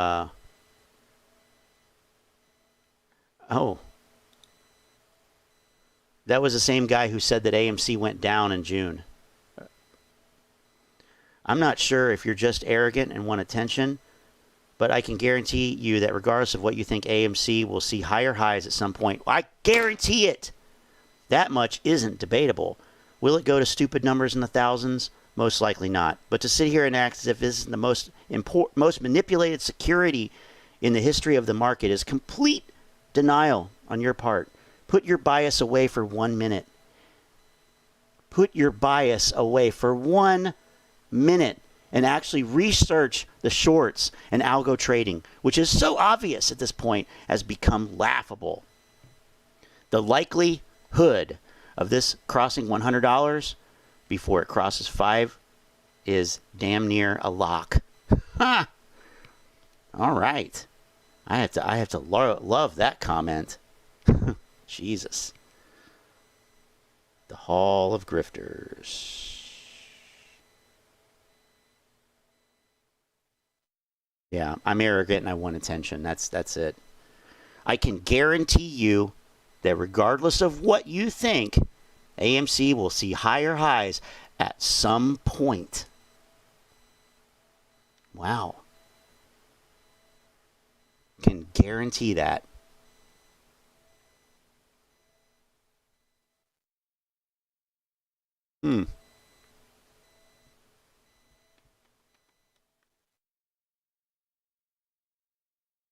Oh, look, the first subscription. Trading with fucking emotions. Yeah. Yeah. Look at this collection. These collection straight out of the Hall of Grifters here. Jesus. Jack Hunter. Jen Collado. Crackhead Biggums. Yeah, that's why you can guarantee it, because your head has been filled with nonsense. Yikes. The sub count is going up. I am getting attention. That's true. But, you know, you guys know that was never never really the point. I'm honestly surprised that anybody, you know, is still subscribing to the channel, to be honest. Because you know, on one hand, I don't really feel like there is much to talk about. It's the same thing over and over. Like, you know, if there were a change in it, and I would reflect that, obviously, you know, I wouldn't continue to say the same thing. That's sort of the point. But the reality hasn't changed, you know, since last year. What are you going to do? What are you going to do?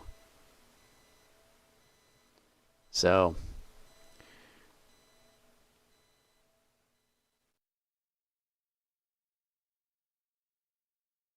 but yeah, no, this channel is legitimately at twice the number of subscribers it had before. So now we have the benefit of, you know, I call it a benefit, whatever, you know. I mean, it's not really a benefit, but right now we look at this crayon chart. God damn, give me a break here.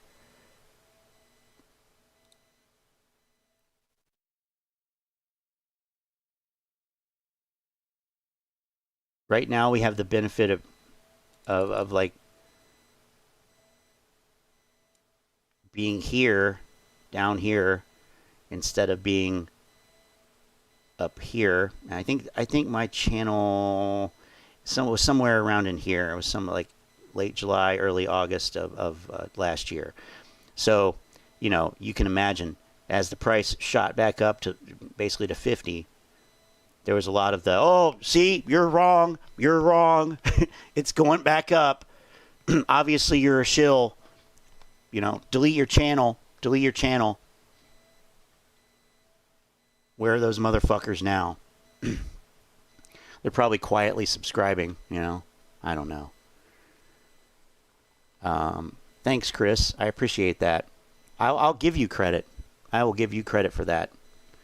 And I used to do that shit. Excuse me.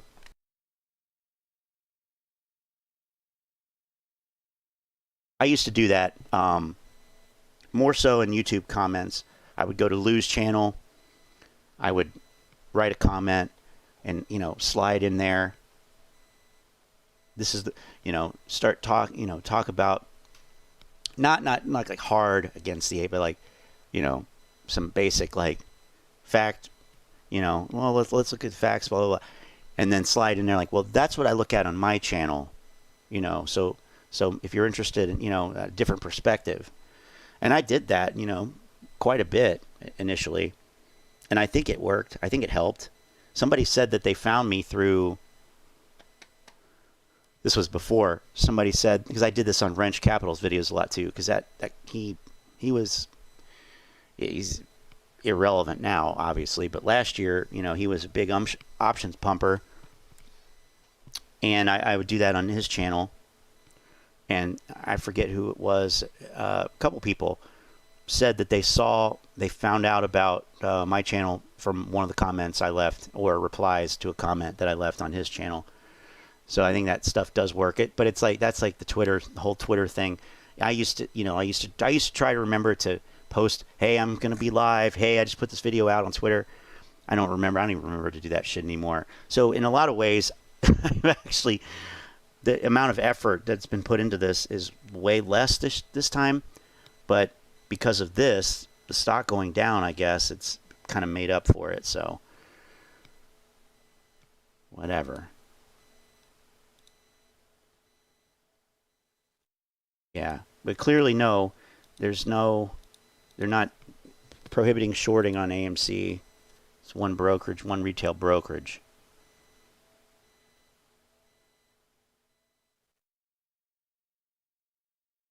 Al from Boston, still dividing the community. Jeez. 100K challenge.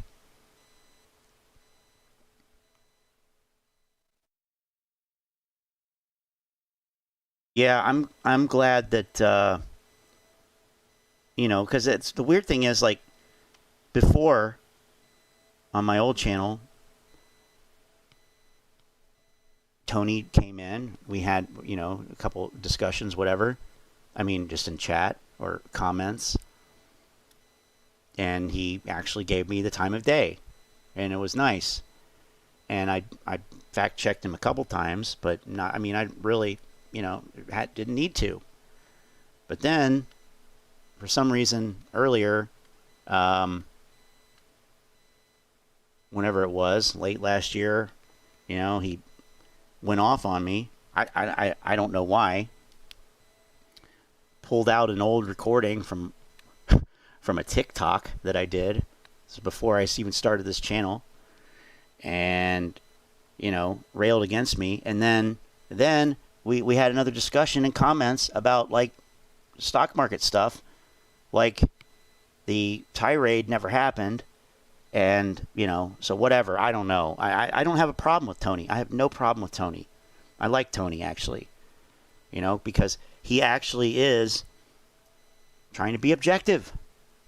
He's trying to be objective. Is he biased? Maybe he's bullish biased.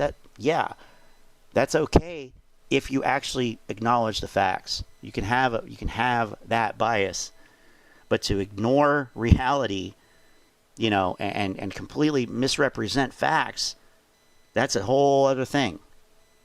Whole other thing. But yeah, no, I agree. Tony's probably, you know, he's probably, I don't know, there might be two, maybe two. Shit, he's probably the only one that actually, you know, at least to that degree, cares about the truth.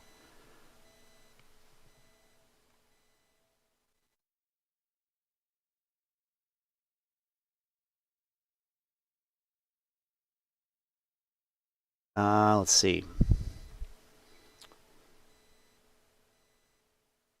How much does Adam Aron get paid? Only you can stop momentum. Here's that earnings thing that he did. Fake price confirmed. That's 3 weeks ago, though. Something weird is happening. Oh, speaking of grifters.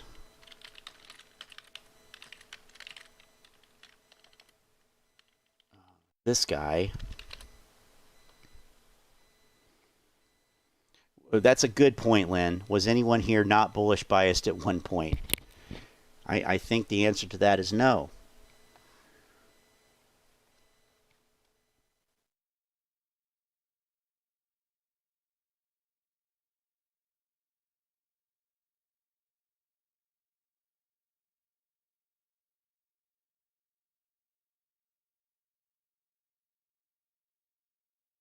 So I was on another computer and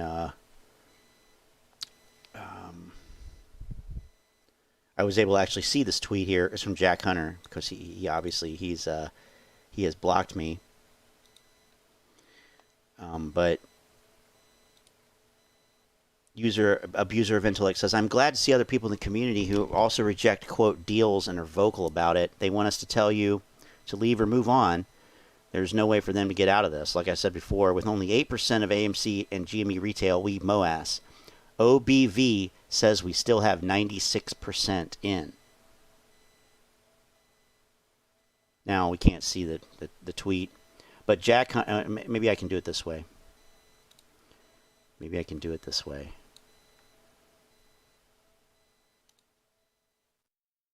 It's a rare occurrence here. Actually sharing the screen itself. Usually doesn't happen. But we're in a private window. Jackson Hunter turned down a 7-figure deal because I don't do affiliate links. Happened a minute ago. This was on Friday. For the people and proud of it. Jack Hunter, turned down a 7-figure deal. That's millions. Because I don't do affiliate links. 7-figure deal. Really? Proof or ban? Proof.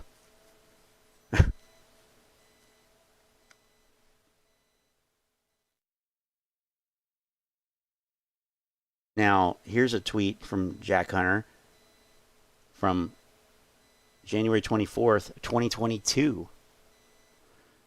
GME elitist post-squeeze will damage society incalculably more than hedge funds and big banks have been for decades. The enemy isn't Ken Griffin. Interesting. If we change a couple things on here. AMC and GME elitists. Post-squeeze. Theoretically would damage society incalculably more than hedge funds. Yeah, right. See, there you go. He could have paid his rent. He'd rather sit there and say, you know what? No, I'm not taking the $1 million. I'm not going to pay my rent. Fuck you. I'm for the people. Forward them bastards my number. I'll use it to buy more AMC. Hey, forward the bastards my number. I won't use it to buy AMC. I'll use it to short AMC. Yeah, he didn't reply at all.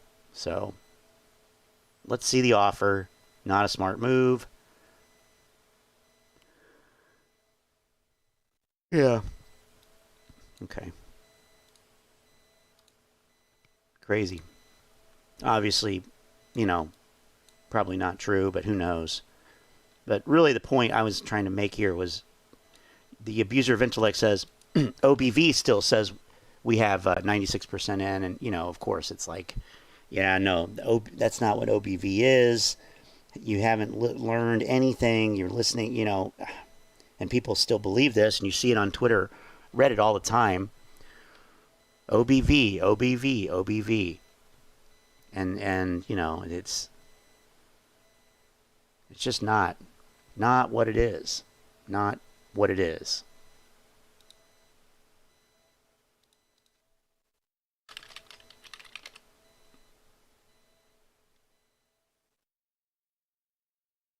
Now, he hasn't put out a video lately.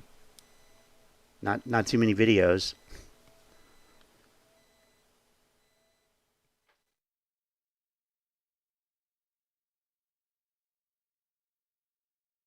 Breaking news, AMC went to $1,000.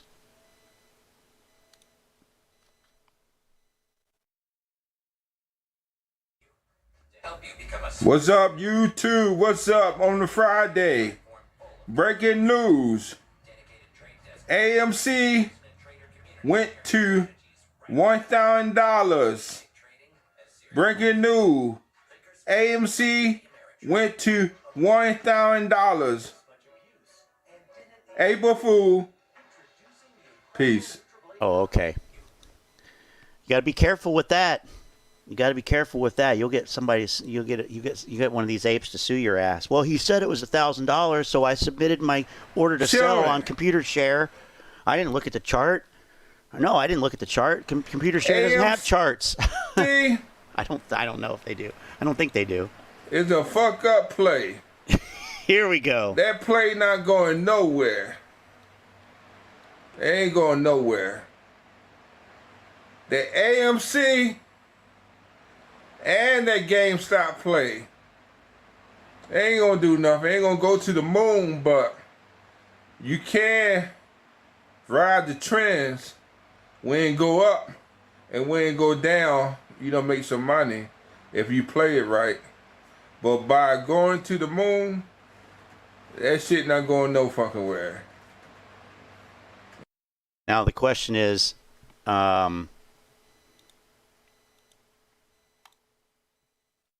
this earnings. Well, I'm not even going to go there. You know what I'm thinking. Who's this guy? AMC No Limit Soldier. Richie.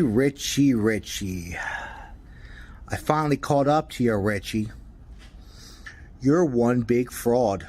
That house you live in, not yours. You never bought it. It's your parents' house. They gave it to you for the kids. Oh my God. Oh my God. Holy shit. Because they knew their son was a failure, is a failure, and will be a failure. So they entrusted you with that house to have shelter for your kids because they knew you can't do anything. Can't even change a tire. You can't even change a tire. Oh, ooh, that hurts. You can't even change a tire, man. See, Richie. What is this guy like back in the break room at Walmart here? What is he? What am I looking at? That's what that looks like to me. Looks like he's back in the back of Walmart. Talking, keep blabbing, and finally the truth comes out. Run your mouth, Richie. Expose all your cards. You leave nothing to the imagination. I got some news for you, Richie. You're not even funny. You're not even an entertainer. Your parents knew that they failed and fucked up, and yeah. Hey, look, 36 subscribers. He's got a picture of Ape Father as his profile picture. What the hell? This is an obsession here. Holy shit. No MOAS, no MOAS. No content. Damn. Richie.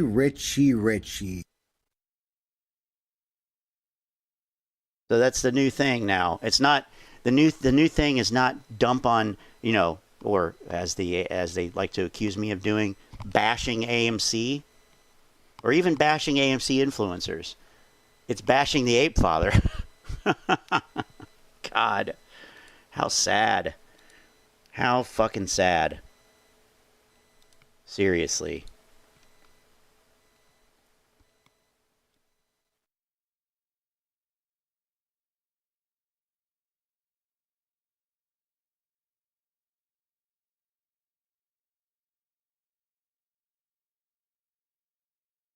Typical.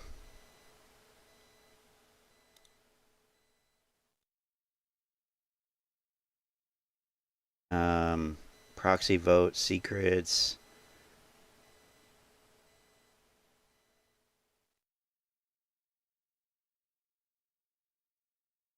All right, I know we can watch Tony's video and get a more objective view. But since the other, seemingly popular thing to do now is to bash Al from Boston, which I'd like to say that I started. I'm just going to go ahead and claim I started this. I started this Al from Boston bashing last time when he was on before. I bashed him, and he went away. I didn't even notice that he went away. He just slid out the back door. And and then at some point, I think I realized or saw that somebody was talking about how he was gone. Now he's back, and everybody's bashing him. I started that. Hey everybody, it's Al. Let's fire it up. So, fiscal year 22 earnings, Q1. What does it mean? Let's do a deep dive and just get an idea of what it all means. So, I'm hoping that they release a 10Q, which is usually about 100 pages, and it's got everything that the company's doing and all the good stuff and gives you an idea. But more times than not, it's usually a 10Q, a 10K rather, that gives us everything. The 10Q is probably an operational security matter where, the hedge funds could theoretically screw us over because they see all the intricate details of what we're doing, and they could try to screw us over somehow, but I doubt it this time. But let's talk about what's happening here and do a deep dive, and we'll just see what's going on. So what we need to see is positive earnings from last year and Q1. We need to see oh, okay. That would be good, wouldn't it? Just real growth in the company. We need to see demonstrable evidence that this new business model that the company has come up with is working. It's starting to work. It doesn't have to be a ton of money. What's the new business model, by the way? Buying shit companies? Selling your popcorn in the grocery store next to established brands? What new business model? What new business model? But we do need to see some results saying, okay, they're bringing in equity. They're bringing bashing AMC. in, Wow. All the stuff that they said they were going to bring in. We've expanded our business lines.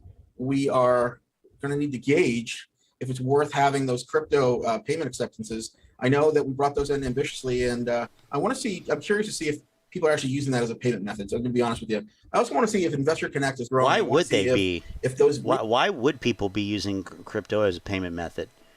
Like, it costs more money this weekend in crypto. I mean, the value of crypto is lower than it was a couple weeks ago. That's what I'm getting at. It's late on Sunday night, so I can't think of how to phrase that. But yeah, you'd have to pay more in crypto because it's worth less. So what good is that? Recurring income streams, the $10 a month, those platforms are actually generating revenue. So seeking an itemized list of where the income is coming from, and what is actually making money is a big thing for me. And we do that by looking at those key documents, the income statement, the balance sheet, the cash flows, and all that stuff. And in that earnings call, we are going to see, the structure, what does it all mean? And what financial results has the C executives come up with? And I wish they had a better Q&A session for us, real good questions that we can ask them, because we do have real questions to ask. It just, sometimes it doesn't always come out correctly and whatnot. And they tend to go with the institutional holders. Last couple of times I heard it was a woman named Melissa. I think she worked for Credit Suisse or something, some public affairs officer. So that's kind of what's going on with that. But we need to see some real money coming out, being churned out. The 10K form should explain all what is making money, what is costing us money, what's depreciating, what's appreciating. And which brings me into risk, which is really the meat and potatoes of this call, or this video. Look, I like how he's saying we, us, as if it's like, your company. I don't want to be the bearer of bad news. I don't want to be that guy. I'm not going to be this guy on the call, but I'm always cautious, right? We are expanding into new territories. This is a movie theater company, but now we're manufacturers. We're branding and releasing popcorn to the masses. We're expanding it nationally, maybe globally. No, they're not actually manufacturing it. It's branding and marketing, really. And what does that mean? What does that mean for the company? How much are we spending on those things? And are we already seeing a return of investment? Are we seeing any kind of ROI? And well, it's not those are the things that it's not even for sale yet. It's not even out there yet. So I'm doubtful that's the case. At night because it affects our credit, the credit risk. And without getting into too much detail, these things are, factors that the company really needs to disclose. And I think if we were to get those things, we have a better idea of how the company's really doing. Now, a credit risk is basically just the risk of default on a debt, okay? And subsequently losing, our credit rate, stupid things. And is it affecting our liquidity, right? We need to have more income coming in globally. We're producing it in this country, and our country's already hurting. We need to start producing revenues that the foreign markets can pay. Pay the CEO in blockchain popcorn. There you go. We're not charging theaters in Russia, and everything happened. Okay, and because it's an American company, the Russian government could take it over. It could be a foreign service thing for them. Nobody knows. But those are things that we need to keep an eye on. We need to factor in on these reports. And of course, the ruble, as you know, for me at least, blah blah blah. I need to see it. I want to see it. I want to see the intricacies of this company, especially when it comes to foreign markets, foreign investments, and the risk that currency has in those markets. It's important. Equity, of course. Operational risk. Okay, I'm going to get back to equity, but I want to talk operational risk first. Look at God, he's still under risk. We just bought ourselves a mining. Way to stretch this shit out. This is the financial risk that's involved in holding equity in a particular investment. In other words, what is the risk of HYMC? I know we are seeing a rise in the stock, but we need to have more disclosure from HYMC in terms of their company. I feel as if we're not getting enough of it. Equity risk, the risk involved in holding any particular investment has certain risks. And I mean, that's why do you think that is? Why do you think these that things is? Factor into financial risk ratios, debt to capital, debt to income, debt to equity, interest coverage ratios? These things need to be disclosed for HYMC as well as our company. And since I don't believe AMC Popcorn has its own line. I mean, it's its own line, but it's owned by the company. So I don't believe that that's going to be a huge issue there. But I want to see, do we own the factory? How are we sourcing all this stuff? I want to know those things. You own the factory. What the involved are. So the future health of this company and the real meat and potatoes, I want to know those things. And I think you should know them as well, right? But in terms of our financial health, we need Why to would start seeing they- debt reduction, right? We need to know about any debt restructuring they have in mind of any kind, even if they're just talking about it, right? It gives us an overall picture of the health. Sounds of the like he needs to and it talk to Adam inspires Aron. What's Ask him next? some What questions. else is going to be there? You know, we're going to be doing a conglomerate business model, and we're going to have our hands in just about everything. You know, what else are we? The next Berkshire Hathaway right here, AMC. The next thing you know, they're going to buy an insurance company and a textile company, and you're going to be wearing AMC underwear. You know, those things should be disclosed. Not so much the name of the company, but we have plans, we have ideas, we have things that we want to do. Oh, yeah, you have ideas. Oh, man, remember all the ideas from last year. All the ideas. And it's like, that was when it kind of started to become clear to me that none of these people have any clue about business whatsoever. No, none. I mean, some do, obviously, but they're not the ones making the goddamn stupid suggestions. Like, well, let's sell pot. Really? Something that inspires people saying, all right, these guys have a plan. They have a plan and they're going to execute. Wonderful. The next thing is the IMAX and Dolby Cinema projects. Look at those are the top quality tier 1 cinema products in the US markets and possibly the world, probably the world. We need to upgrade these things globally into all of our different cinema theaters that's out there. That has to happen. This modernization is going to be the driving factor in these new lines of movies. Remember, films are now being made in 4K and 8K very soon. And I think having the technology to, you know, that sounds like showcase these. And what I hear there is expensive. That sounds like money to me. And if he doesn't like it, yeah, if he doesn't like it, what he's going to do is, well, I don't know, sell the stock or just hype AMC more. I don't know. But yeah, I mean, he needs to talk to Adam Aron. This guy should be on the board of AMC. I want to also know about the product line the popcorn line has. Are we just doing plain butter? Are we doing Christmas specials like where we have like caramel popcorn? What can we get an expansion on that? And of course, any new changes made to the business model that's being planned. Wow, listen to those ideas. Butter, popcorn, caramel, Christmas some specials. Disclosure would be nice. That would be very good. I think these are things you got to look for, guys. Well, that's a good point. How do we know he's not? I don't actually. Good point. That's a good point. These are things you got to ask Adam Aron's, and when you tweet them, when you're sending emails to Merriweather and all those other guys, because let me tell you, I think a lot of you guys have voted no across the board in terms of compensation and stuff. And I think when they ask you, hey, why'd you guys vote no on everything? You got to ask them for transparency, more and deeper transparency of what this company's doing, and of course, just having access to them. Having access to them is a big thing. We need to have our investor emails answered, right? They don't really do that all that well. So I think the emails that are being answered are probably pertinent, but you know, maybe a frequently asked questions thing and those things. Also, I would like to get their take on the share count through DTCC. I researched this. They can. That's not going to happen. But he said he researched it, so I'm going to slow it back down. He researched it. Where's that? Where's the source? Well, no sources. Okay. Take on the share count through DTCC. I researched this. They can do a share count with the DTCC. And, you know, I don't know why there's so much disinformation regarding the subject matter, especially if they were going to give out stock dividends like GME is. And it is what it is. I'm not going to get into it because I know it raises a lot of what? You know, What? What? In the subject matter, especially if they were going to, you know, their take on the share count through DTCC. I researched this. They can do a share count with the DTCC. And, you know, I don't know why there's so much disinformation regarding the subject matter, especially if they were going to give out stock dividends. Especially if they were going to give out stock dividends. Well, guess what? They're not. They can't. Why are you talking about a fucking dividend? Shill. Like GME is. And Jesus. It is what it is. I'm not going to get into it because I know it raises a lot of, you know, flags with that. That's what he does. That's what this guy. That's his shtick here.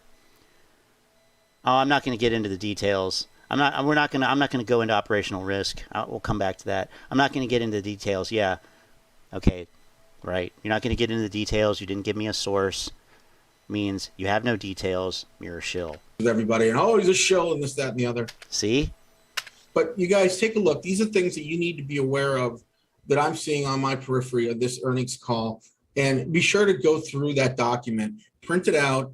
You know, it shouldn't be too long, and just read through the numbers. What do they make sense? What are the changes, percentages, and change between last quarter and this quarter? And look to the future. We want this to be a positive earnings call. We don't want it to be a negative one. Of course, we're probably going to lose a few bucks because this is typically it doesn't matter what you want it to be. I mean, it's urge. I mean, it's absurd. I saw a sudden urge to buy a timeshare. Yeah, me too. You never hear this crap from Apple investors. Tim Cook would never have talks with kids on YouTube. Good point. what these hedge funds do. But I mean, you know, to be fair, Apple actually, you know, does something. They make something. They provide some kind of benefit. They try to find a negative reason and try to short us even more. So we know that's going to happen. Let's have some tamed expectations on that. Try to short us even more. Let's be cheerful. Let's talk about how great AMC is for our friends and family. Let's start that recruiting of more AMC shareholders. So he's talking about fundamentals. Yay, fundamentals. That's, you know, goddamn. Anytime these people talk about fundamentals, you know, it's crazy. Let me see here. No, Maverick hasn't posted a video yet? Oh, come on. You goddamn California people. And your time zone. Crazy. Yeah, I mean, I looked him up. I tried to find information about him. I can't really find, I'm not sure. But it's just funny because he isn't really saying anything that the other guys haven't said. But when he came back, he started getting all this hate for talking about $1 million per share. And I think it's because the price is so low now. It's like extra ridiculous. And even like people like Teddy Zane and John Wick Sniping can, like, it's on some intuitive level, it's ridiculous to them. I don't know. I could just be reading way too much into it. But people haven't really talked about that $1 million per share nonsense too much lately, outside of Reddit. Now Reddit, yeah, that's another story. Over on Reddit, who knows? I don't even know what they're saying about how much what their prediction is. But I don't know. Maybe that makes sense. But AMC has $5 billion in debt, sure, but that's still $10 billion less than guess who? Less than guess who? Netflix with a whopping $15 billion in debt. Can't make that up. Oh, good. Yeah, well, AMC has $5 billion in debt, but guess what, guys? Netflix has more. Netflix has more. What? What? And why? These are people that have money in the stock market. Are you kidding me? Are you kidding me? I mean, wow. Who said children? That's what it is. Jesus Christ.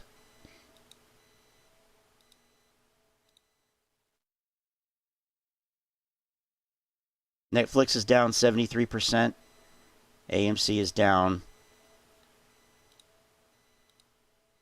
I'm just doing rough here. This is just rough. 80%. So guess what? AMC is down a larger percent from its peak than Netflix. Oh my God. But mainstream media uses AMC's debt as the reason for being at 14 to throw you off.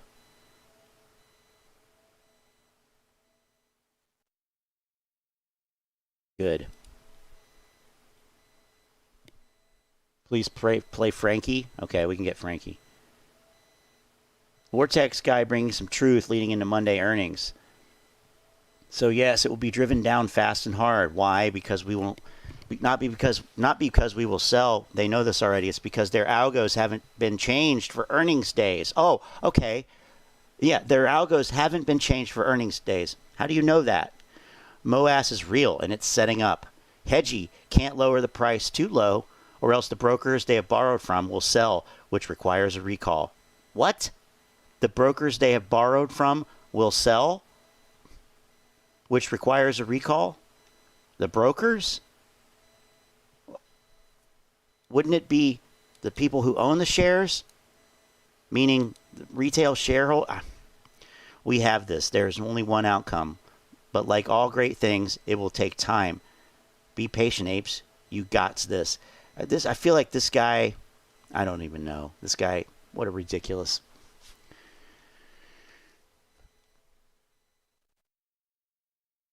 At 1 million, got him 80K subs when he first came out. He's trying to recoup the loss from the misconduct. Okay, that makes sense. My local theater was bought by AMC. Okay, good.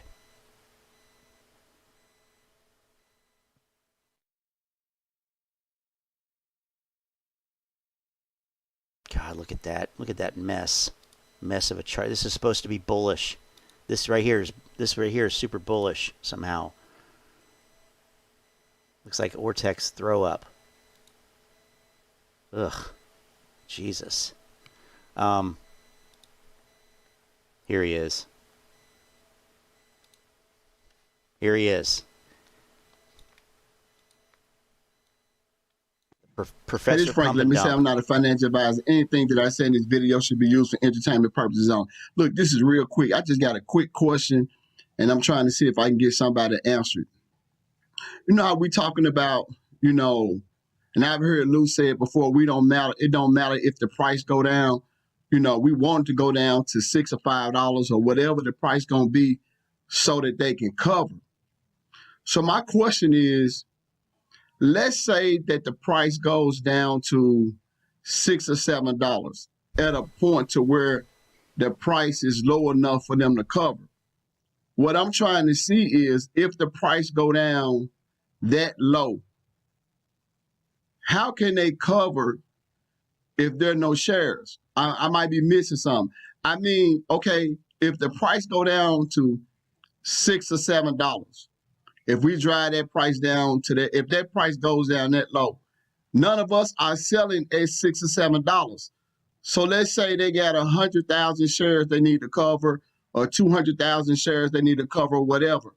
Where are they going to get 100,000 shares from, or $200,000, or 200,000 shares from at $7 if we're not selling? I'm trying to see where the shares going to come from. So even if they drive the price down, they get a margin call. They need to sell out of the position. I'm trying to see where the share is going to come from. So if anybody able to answer that question, just leave it in the comments and answer that question for me. Thank you for taking time out to watch. Well, he's got a point. Shit. I'm bullish on AMC now. He's got a point. He's right. Just kidding.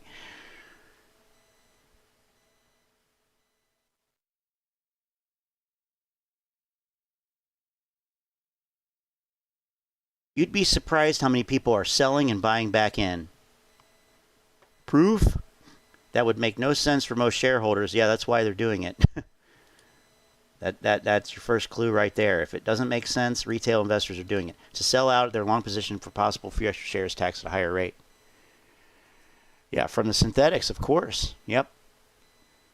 The price must go down below 6 to get it to 1,000. There, that's it. That's it.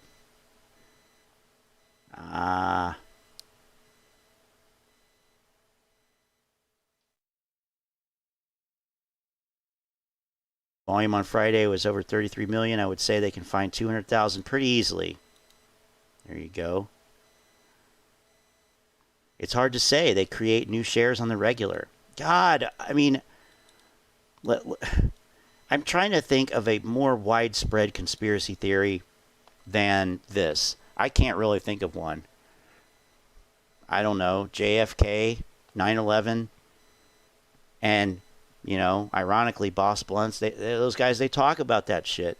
They talked about 9/11. Now, just from a, I'm not saying one way or another. I don't even want to go into that, but this is different. This is different. Where are we going to get this shares from is the question.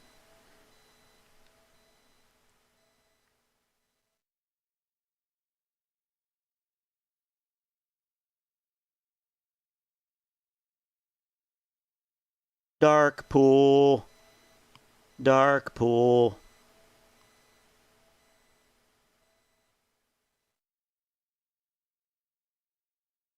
In just my opinion, they're shorting the stock to kill. They're shorting it to kill the stock, not to cover.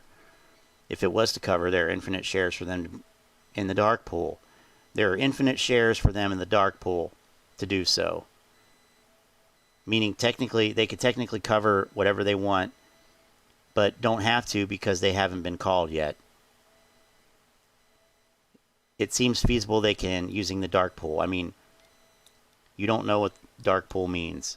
And that is the most unfortunate name for a financial thing, a dark pool. Yeah, but they're all smoking pot on stream and drinking Elon Coke. That's true. That's true. Well, to be fair, I don't know if they all were, but Boss Blunt's was. Certainly. My favorite was when he interviewed that Metzler guy and sparked up a joint when he was talking to Dr. Marco Metzler. That was the best. You know, props to you, boss. You the boss. You the boss. Who the boss? Boss the boss. Okay. I got to shut this down. It's getting late. You know, let's end on this.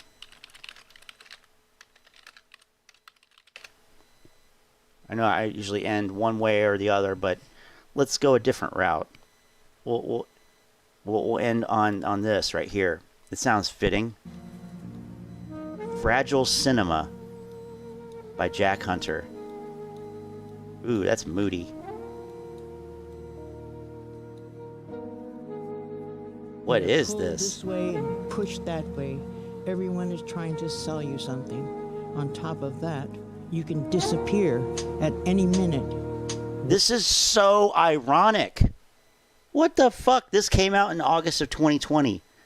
I don't know who is talking or what that is. Listen to those lyrics. Everyone is trying to sell you something. Yes, they are. On top of that, you can disappear at any minute. Welcome That's what these guys do. They disappear. They come back. They disappear. to the Fragile Cinema. Well, Just like every other day, I got my coffee in the morning. I'm walking out the exit and he stopped me with no warning. From his vehicle, the window peeled and caught me not so warmly. It's foggy and it's stormy. what a cool guy. Know me.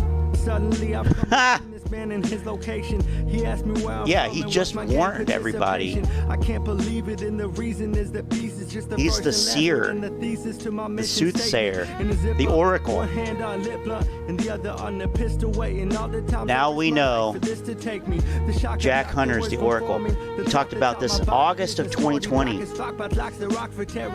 I got to think back in my head. Yeah, that was before all this shit. How interesting. I mean, in a, like, The doomsday clock has shrunk. I got my demons in the trunk. I don't even know about this. He is the Illuminati. He runs the show. I got my demons in the trunk. I might not see you in I should play this for the guys that at my work that like rap music and see what they think about it. Capture some reactions. Post those. That would be interesting. I'm in other states free. So much on my mind to hope my brothers stay clean. And I've been doing all I can with this music in my hand. I might lose it in the end. I still go through it all again. By now we circle city, jumping roof to roof. Nameless folk from the A-list boat, I flew the coop. So it's the last day of the trip. And my They'll be like, "Hey Scott, what are you listening to? What is that, man? That's a jam. Oh, this is Jack Hunter. It's Jack Hunter." Wow. The flipper of hip hop. I say hi to Bouncy, he denounces all I feel is scorn. I'm with my photo taker, so I won't say no to danger. I should have seen this coming, waiting in the cold with strangers. We're in the parking lot, it's darker than a charmer's plot. I wear the world around my neck like halter top, they're holding stainless. That's when he popped a shot, we hauled it off to knock it. Anyway, went bad, but it's like action. action lifts me up. In time, the thin line that entwines like wind chimes will strip lives that splits right from the fragile cinema. The doomsday clock has shrunk. Guys, enjoy the rest of your, well, it's Monday morning now. He is living the life. The doomsday clock has shrunk. I got my demons in the trunk. I might not see you. And have a good week. I didn't really talk about, see, on Tasty Trade, they always do, you know, what's your take for the week? What's your take for the week? And I don't really know, but I tend to agree that I think it would be hard. Well, I'll just say I think there might be a bounce in the market, but I thought that there would be on Friday as well. So I don't know. But there's certainly a lot of room below this to go lower, and I think ultimately it will, but it's just a question of when. So Ziggy says he's not bad. I have no credibility, no discernment when it comes to that style of music, so I'll defer to Ziggy on that. I mean, it doesn't really sound bad. It's you know, it's hard for me to really get into, but you know, whatever. Lynn's phone died, so that's why she dropped out. That's okay, no problem. And yeah. Just a reminder too, though, you know, if anybody else wants to, not now, not right now. I say this, everybody be like, oh, I'm coming in there now, and I'll be up all night. But, you know, I typically do open up that Telegram voice chat thing, and you know, invite people to come in and talk. I mean, you know, it's always, or if it's not and you want to, I'll turn it on. So, you know, so it's not just me up here yapping, but, yeah. So anyway, but I'm glad that Lynn, did do that because, you know, I was on the fence about whether I was even going to do the stream because I, you know, fell asleep unexpectedly and whatnot. She's like, you still doing it? I'm like, you know what? If you want to, I will. Let's do it. Landlord rap. That's okay. It's all right. You should record that tune. You know, that could work. If you haven't hit the like button yet, do that. Otherwise, guys, I got to run. I got to be at work in 5 hours, 6 hours. So, I'll you know, wish you all a good night and a good week. I'll check in some point during the week. We'll see. Can't really promise that, but you know, we'll do what we can. We get 600. How many? Let's check that real quick before the end. If I could actually click anything.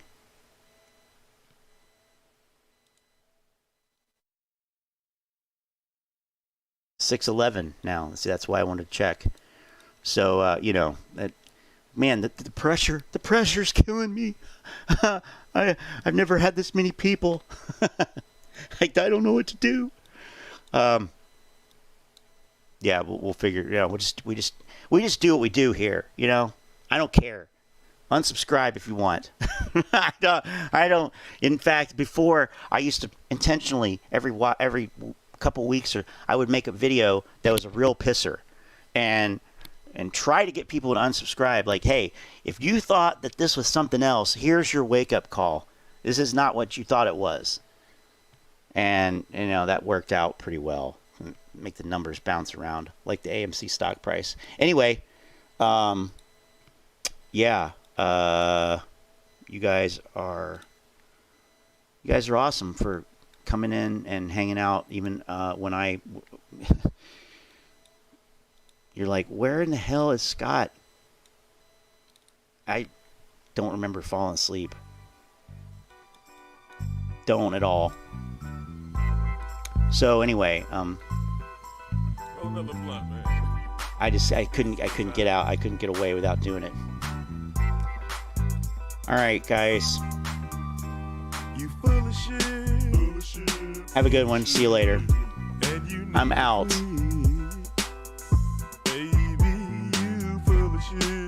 Peace. Have a good week. See ya. Bye.